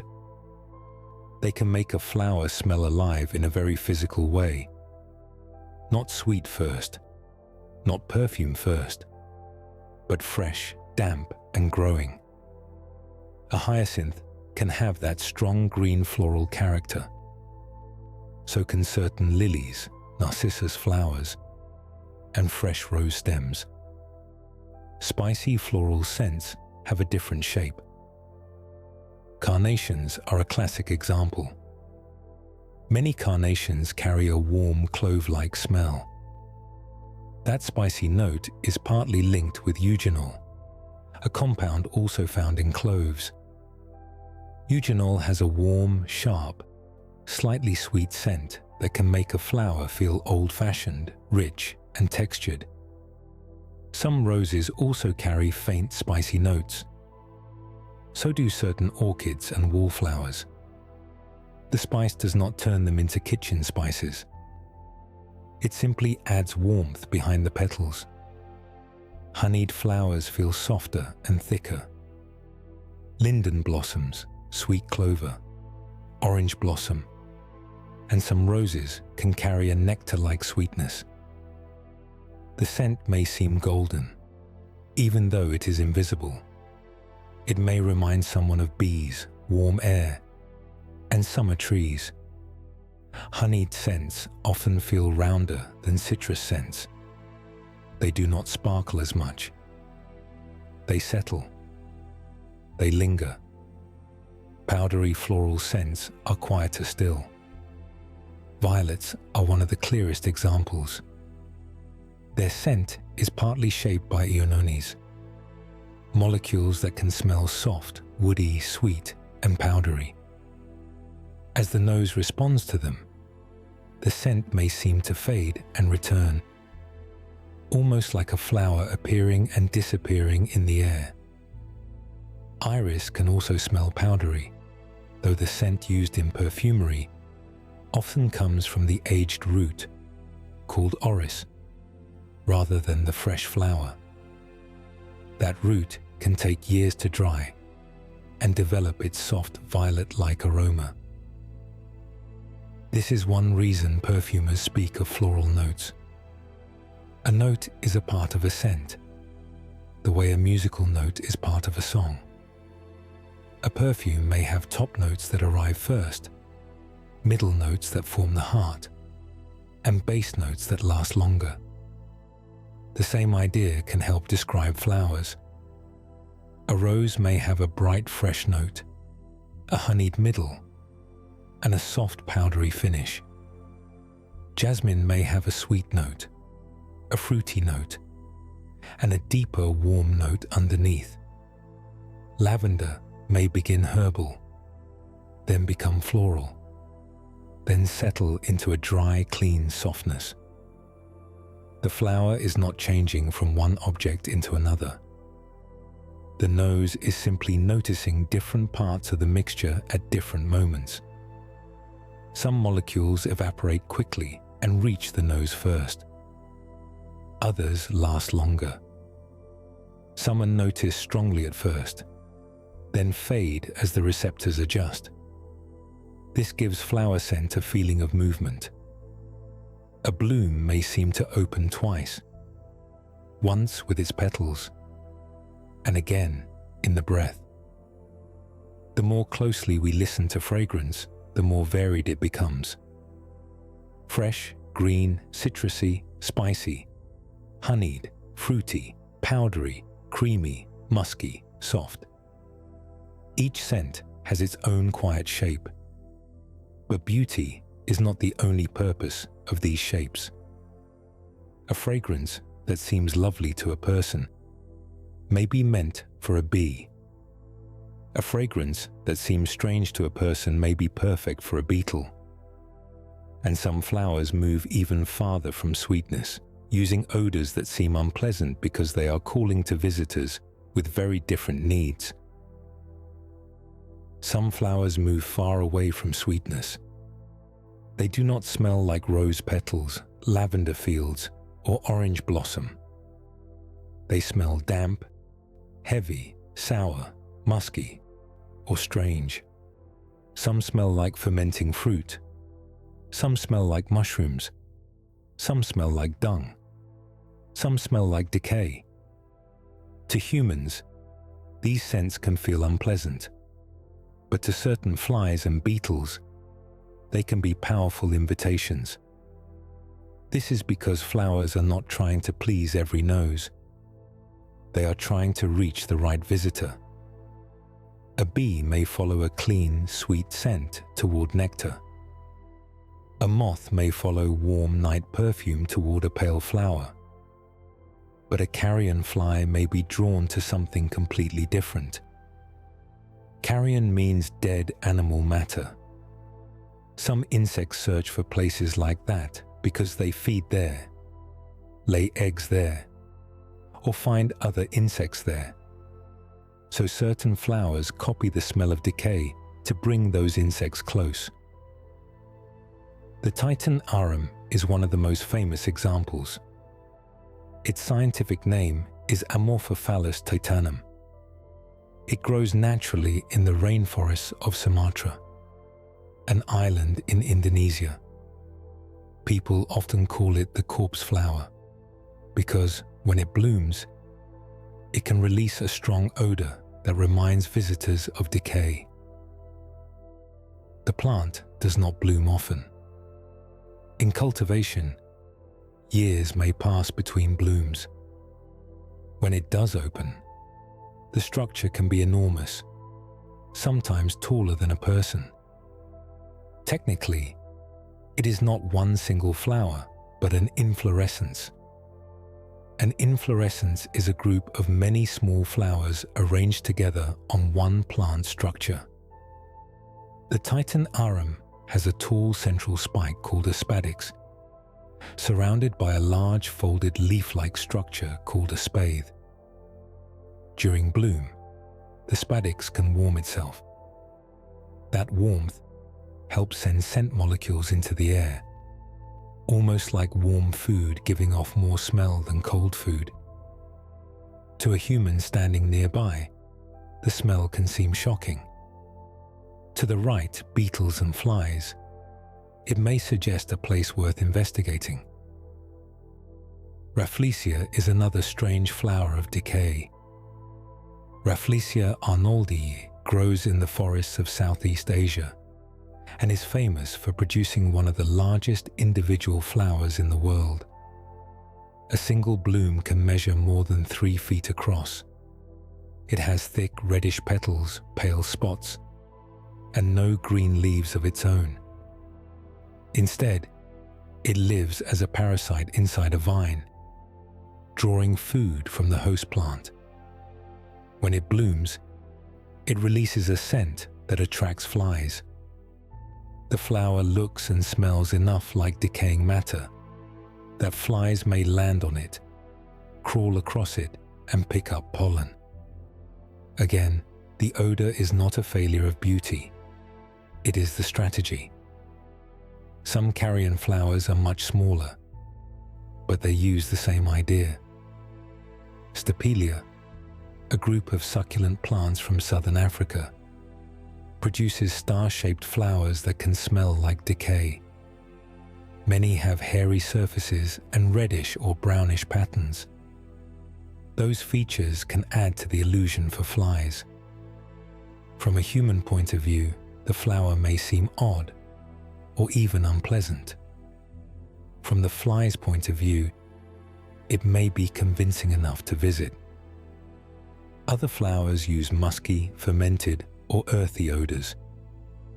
Skunk cabbage, found in wetlands and cold forests of North America and parts of Asia, can bloom very early in the year. Some species can even warm their flower structures, helping melt nearby snow and spread odor in cold air. Its scent can attract flies and beetles at a time when few other flowers are available. This gives skunk cabbage an advantage in early spring, before the forest floor fills with competing blooms. These strange fragrances show how human taste is only one small part of the story. We may prefer soft petals and pleasant perfume, but a flower in the wild is shaped by the animal that helps it reproduce. If that animal loves sweet nectar, the flower may smell sweet. If that animal searches for old fruit, the flower may smell fermented. If that animal follows the scent of decay, the flower may borrow that odor too. What seems disgusting to one creature can be meaningful to another. The same air can carry comfort, warning, hunger, memory, and invitation, depending on who is breathing it in. So flower fragrance is not really about beauty. Beauty is only the part humans notice most easily. Underneath it is a quieter skill, the ability to persuade, to call, to mimic, to pull a living creature closer with invisible chemistry. And once scent becomes persuasion, some flowers take the idea even further. They do not only attract visitors, they pretend to offer something that may not be there at all. Some flowers persuade by giving a real reward. A bee follows a scent, lands on a blossom, drinks nectar, and leaves with pollen on its body. The flower gives food. The insect helps move pollen. Both sides gain something, but not every flower makes such a fair trade. Some flowers use scent as a promise, and sometimes that promise is not true. This is called deceptive pollination. Deceptive means misleading. Pollination still happens because the insect visits the flower and touches the pollen.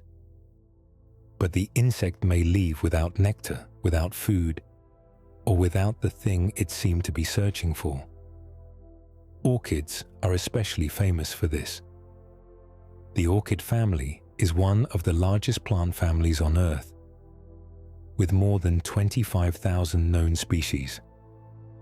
Many orchids make nectar, but many others do not. Instead, they use scent, color, shape, or texture to convince insects to visit anyway. Some orchids mimic the smell of food. A flower may release compounds that resemble fungus, fruit, or other natural materials that insects investigate. A fly may land, search, and crawl across the flower. While it moves, pollen can stick to its body.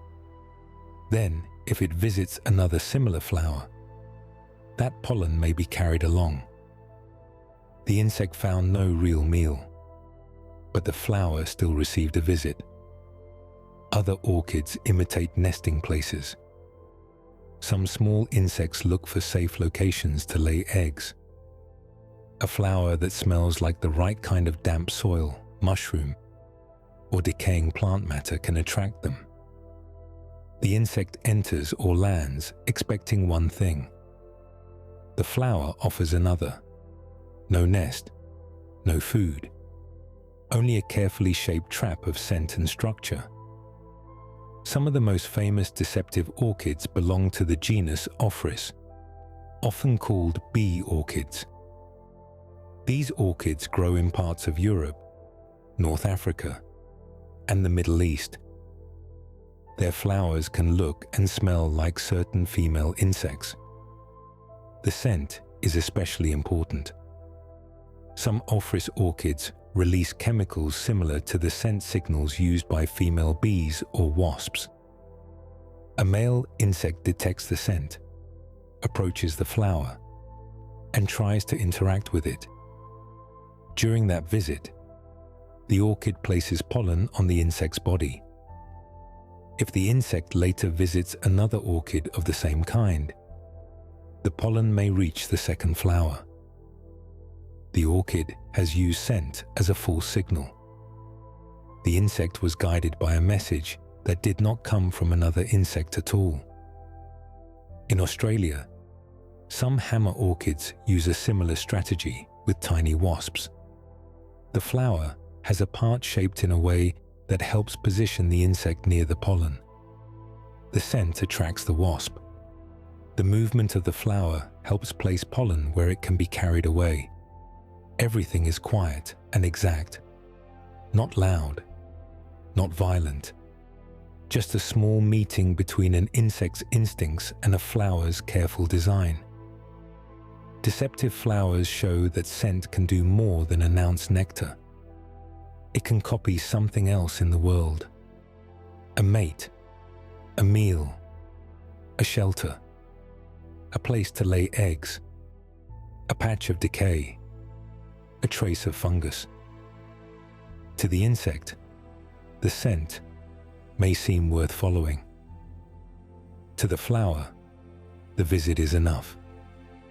This may sound unfair, but in nature, the relationship can still last for very long periods.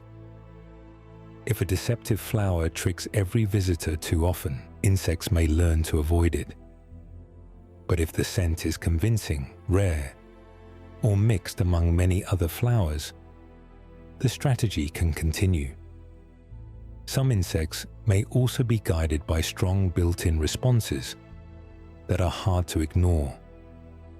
The flower does not need to fool every insect. It only needs enough visits for pollen to move. And because producing nectar takes energy, deception can save the plant resources. Making sugar-rich nectar requires water, carbon, and energy from the plant's tissues. A flower that can attract visitors without paying that cost may use its stored energy for growth, seeds, or future blooms.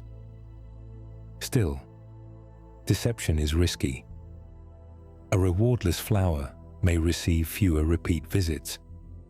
Its scent must be precise. Its timing must be right. Its shape often has to guide the visitor in exactly the needed way. The flower is not simply lying in a careless way. It is matching a living creature's senses with remarkable detail. A garden can seem gentle from the outside. Petals open. Air moves. Insects come and go. But beneath that calm surface, scent can carry honest invitations and false ones side by side. Some flowers feed their visitors. Some borrow the smell of food. Some offer nectar. Some offer only a signal. In every case, fragrance is part of a relationship shaped over time. Flowers change. Insects respond. Then flowers change again. The air between them becomes a place where evolution works quietly. One scent, one visit, and one grain of pollen at a time. One scent, one visit, and one grain of pollen at a time. Flowers and insects have been shaping each other for millions of years. Flowering plants, also called angiosperms, became widespread during the age of dinosaurs. Many fossils show that flowering plants were already diversifying more than 100 million years ago. As they spread across ancient forests, river edges, warm wetlands, and open ground, insects were already there. Beetles, flies, early bees, wasps, butterflies, and moths were moving through the same world. Some fed on pollen. Some drank nectar. Some chewed petals. Some crawled deep into flowers and carried pollen without meaning to. Over time, the flowers that attracted useful visitors had a better chance of making seeds. The insects that found good flowers had a better chance of finding food. This slow back and forth is called co-evolution. Co-evolution means two living things change over long periods because they affect each other's survival. A flower changes. An insect responds. An insect changes. A flower responds. Not in a single season, not in one lifetime, but across thousands, millions, and tens of millions of years. Scent was part of that long exchange. So was color. So was flower shape. So was nectar depth. So was the size and shape of insect bodies. A bee with the right mouth parts could reach nectar inside certain flowers. A flower with a certain scent could attract bees more often than its neighbors. A moth with a longer drinking tube could reach deeper nectar. A deeper flower could place pollen on that moth in a more exact way. Small advantages, repeated over deep time, can slowly shape a whole relationship. This is why some flowers seem matched to their visitors with surprising care. Tubular flowers often suit moths, butterflies, hummingbirds, or long-tongued bees. Open bowl-shaped flowers may suit beetles or short-tongued insects. Strong night fragrance often suits moths. Bright daytime color often suits bees or butterflies. A flower is not designed in one sudden moment. It is shaped by countless visits that either worked well enough or did not. One of the most famous examples involves an orchid from Madagascar. Its scientific name is Angraecum sesquipedale. It is often called Darwin's orchid. The flower is white, star-shaped, and fragrant at night. It also has a very long nectar spur. A nectar spur is a long tube or hollow extension where nectar is stored. In this orchid, the spur can be around 12 inches long. In 1862, Charles Darwin studied the flower and reasoned that some moth must exist with a tongue long enough to reach the nectar at the bottom. At the time, that seemed almost strange. A moth with such a long proboscis sounded unlikely. But decades later, a large hawk moth from Madagascar was recognized as the kind of pollinator Darwin had imagined. Its name is Xanthopan morgani predictor. The word predictor means predicted. The moth can uncoil a remarkably long proboscis and reach into deep flowers while hovering in front of them. As it feeds, its head or body can touch the orchid's pollen structures. The flower's depth and the moth's long feeding tube form a quiet match made across time. Neither one was thinking. Neither one was planning. But the relationship still became precise. This same pattern appears in gentler, more familiar ways all around the world. Bees and lavender, moths and moonflowers, flies and carrion flowers, beetles and magnolias, butterflies and bright nectar-rich blooms. Each pairing carries traces of history. A flower's scent may tell us which visitor mattered most. A flower's shape may show how that visitor approached. A flower's nectar may sit exactly where the right insect has to touch pollen while feeding. Even the timing of fragrance can carry an evolutionary memory. A flower that scents the morning may belong to bees. A flower that perfumes the night may belong to moths. The garden becomes a living record of old relationships. Petals hold shape. Nectar holds reward. Scent holds invitation. Insect bodies hold the answer to what those invitations were meant to do. And only recently did humans enter this scented story in a different way. We did not only follow flowers for food or pollination. We began trying to keep their fragrance, to press it into oil, to dry it into petals, to carry it into rooms, temples, baths, bottles, and beds. After millions of years of flowers sending scent into the air, humans began trying to catch it before it disappeared. After millions of years of flowers sending scent into the air, humans began trying to catch it before it disappeared. A flower's fragrance lasts only while its molecules are moving. The rose blooms, the jasmine opens, the lavender dries in the sun. Then the scent slowly fades into the wider air. That fading is part of what makes fragrance feel precious. Long before glass perfume bottles and modern laboratories, people were already gathering petals, resins, herbs, oils, and smoke to hold on to beautiful smells.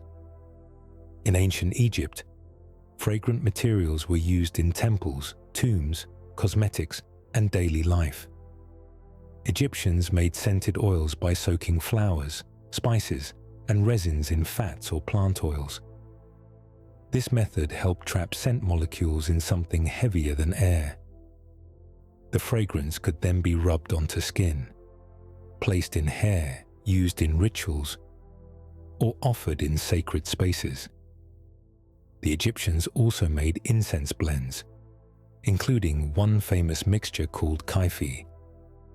kyphi could contain ingredients such as honey, wine, raisins, myrrh, frankincense, and aromatic plants.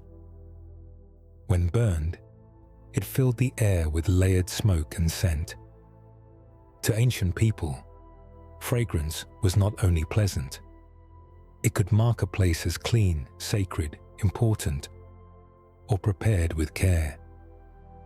The Greeks valued fragrant oils too.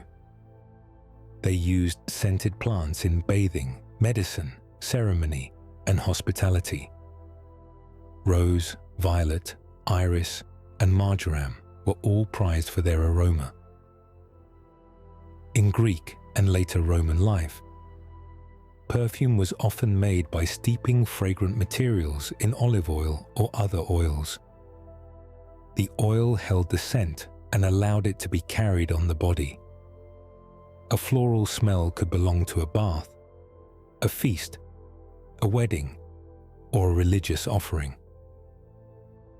The Romans expanded this love of fragrance even further. In Roman bathhouses, scent became part of cleanliness and comfort.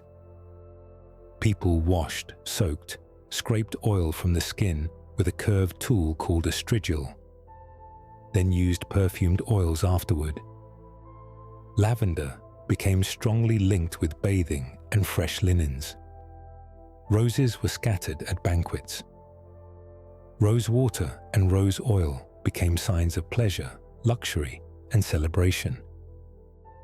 In warm rooms filled with steam, stone floors, and quiet conversation, scent helped make bathing feel like more than washing.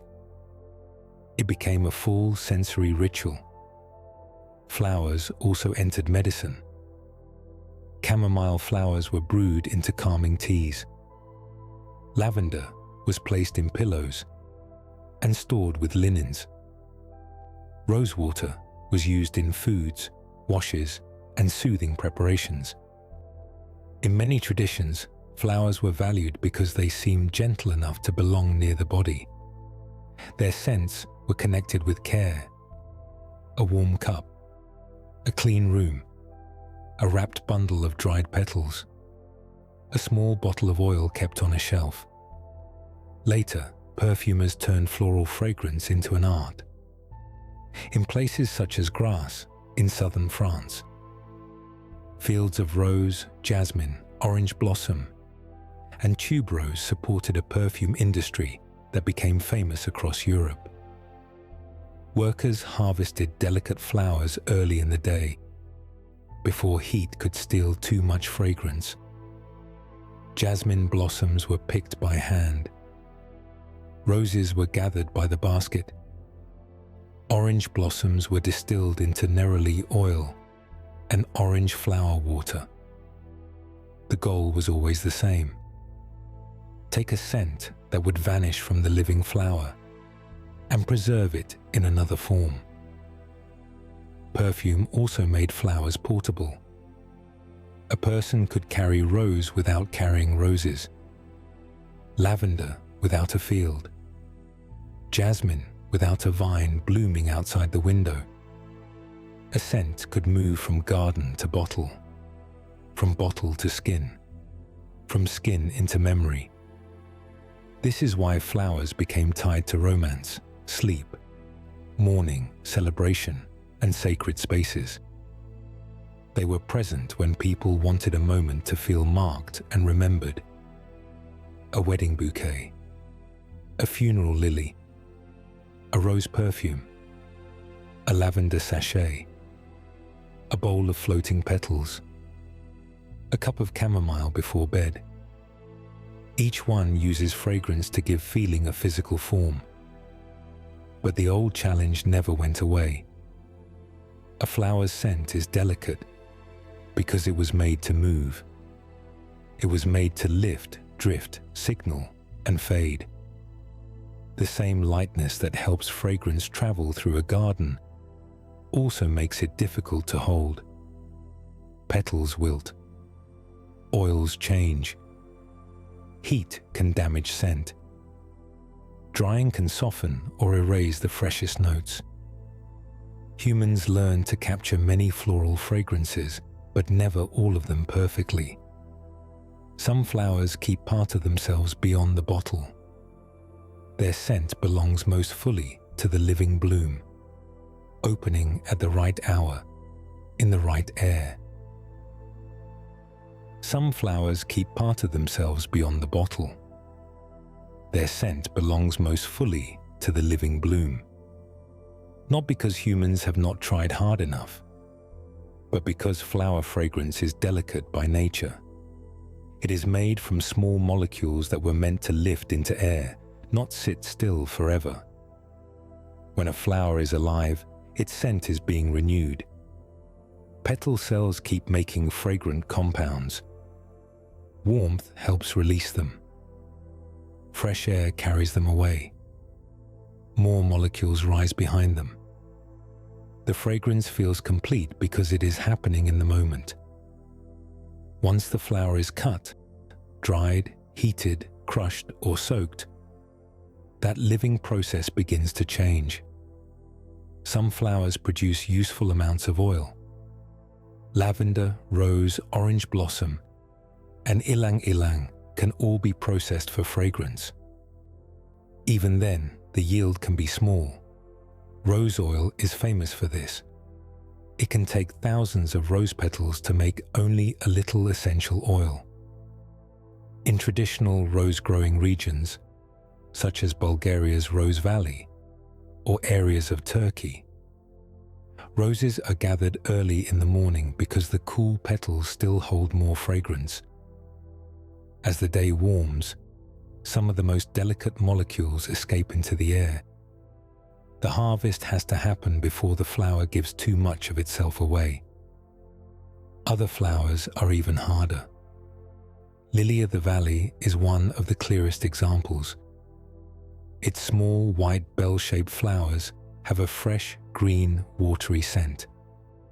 But the plant does not produce enough extractable oil to make natural lily of the valley perfume in the usual way. So perfumers often recreate the scent using carefully blended aroma molecules. The result can be beautiful, but it is not simply oil squeezed from the flower.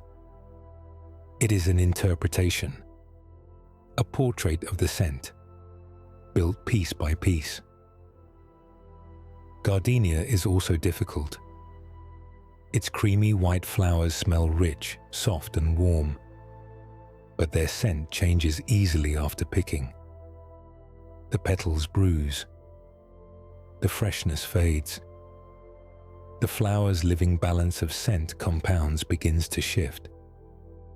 Perfumers may use extraction methods to capture part of it, but gardenia is often recreated or supported with blends that imitate its natural fullness. Lilac is similar. A blooming lilac shrub can fill a street with spring fragrance. But lilac flowers do not give up their scent easily as a stable natural oil. The living bloom smells airy, green, sweet, and slightly powdery. Once removed from the branch, that freshness is hard to hold. Violet flowers also present a strange challenge. Their scent can seem to appear and disappear as the nose responds to ionones, the molecules that help create the violet effect.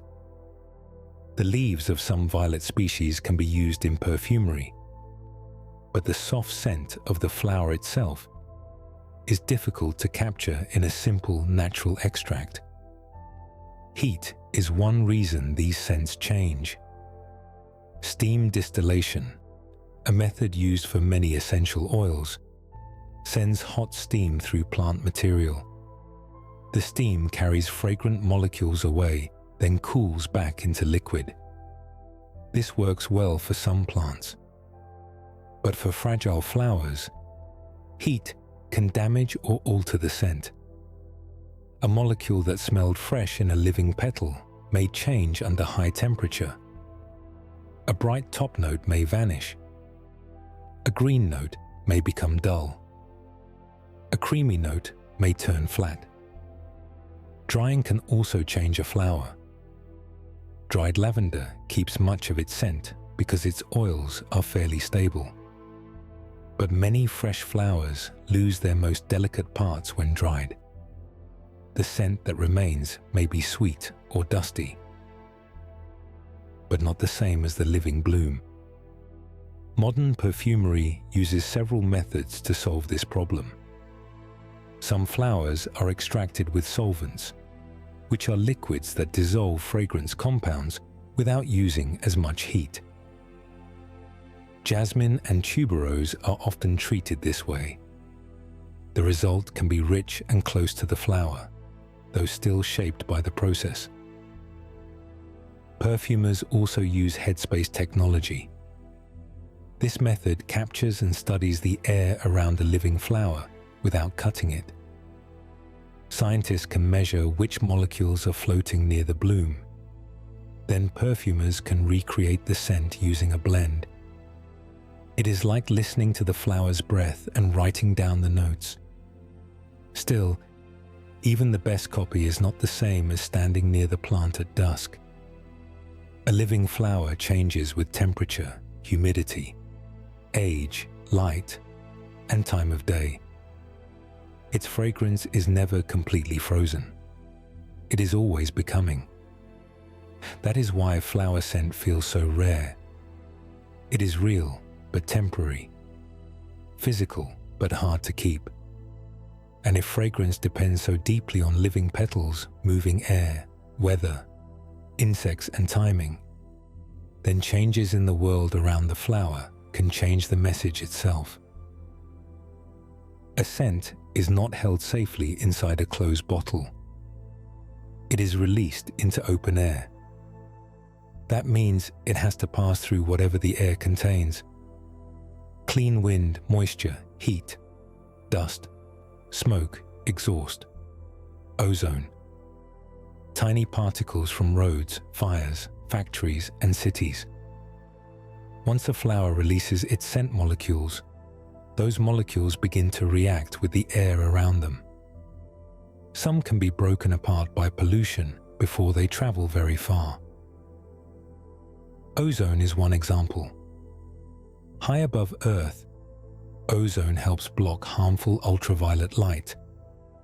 But near the ground, ozone is a pollutant that can form when sunlight reacts with gases from cars, industry, and other sources. Near the ground, ozone can react with floral scent compounds and change them.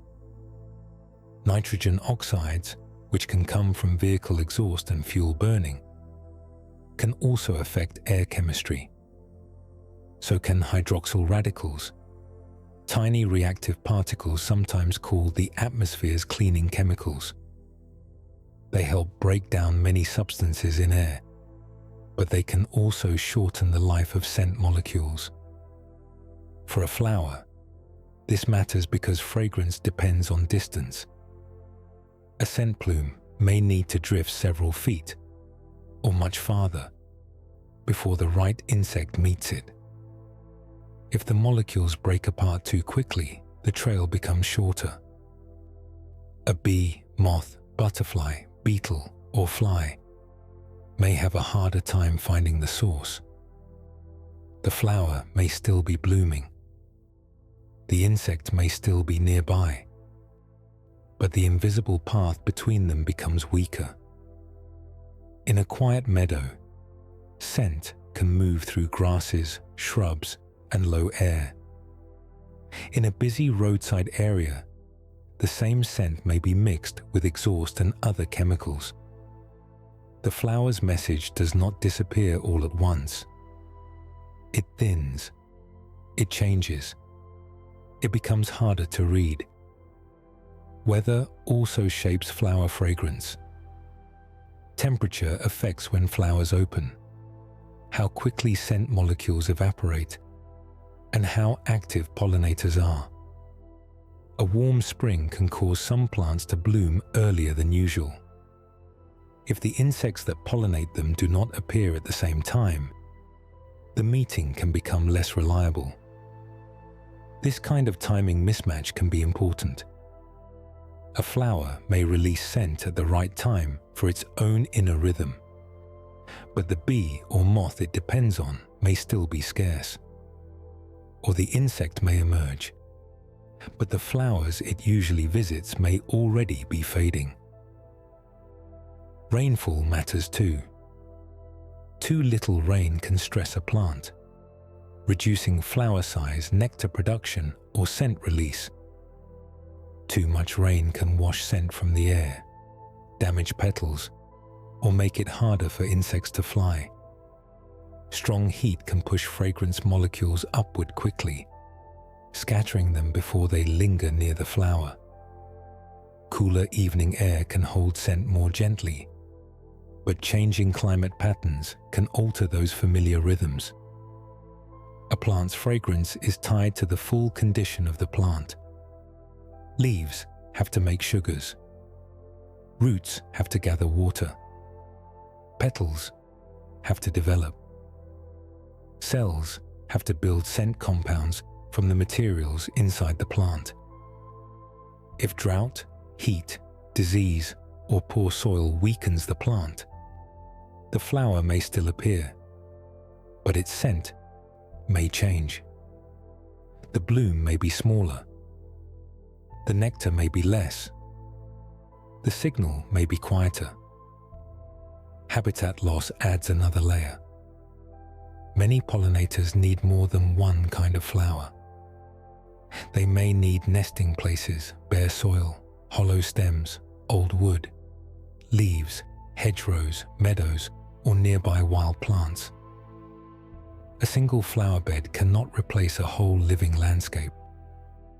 When fields, roads, lawns, and buildings cut habitats into small pieces, insects may have fewer safe places to feed, rest, nest, and travel. The scented world becomes broken into islands. A bee may find lavender in one yard, clover in another, and wildflowers along a ditch.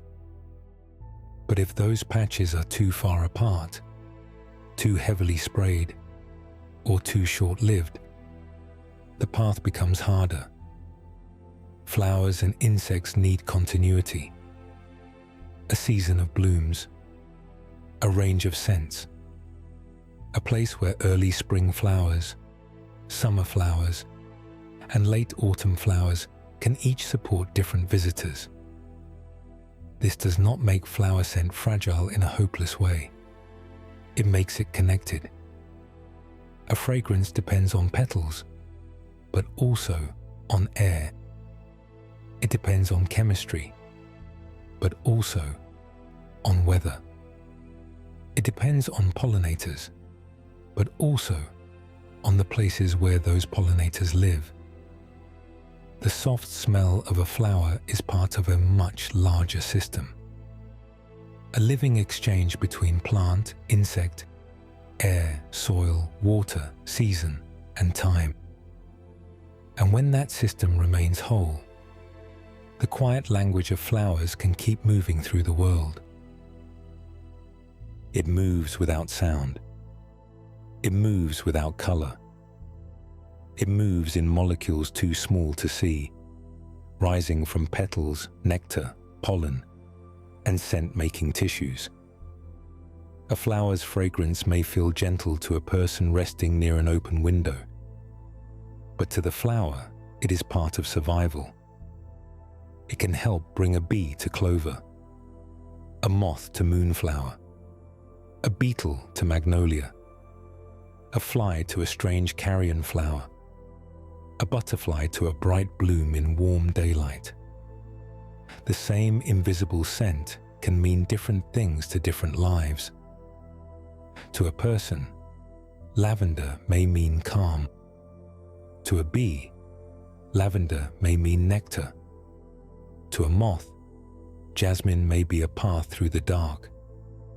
To a flower, the visit may mean pollen moved, seeds formed, and another generation begun.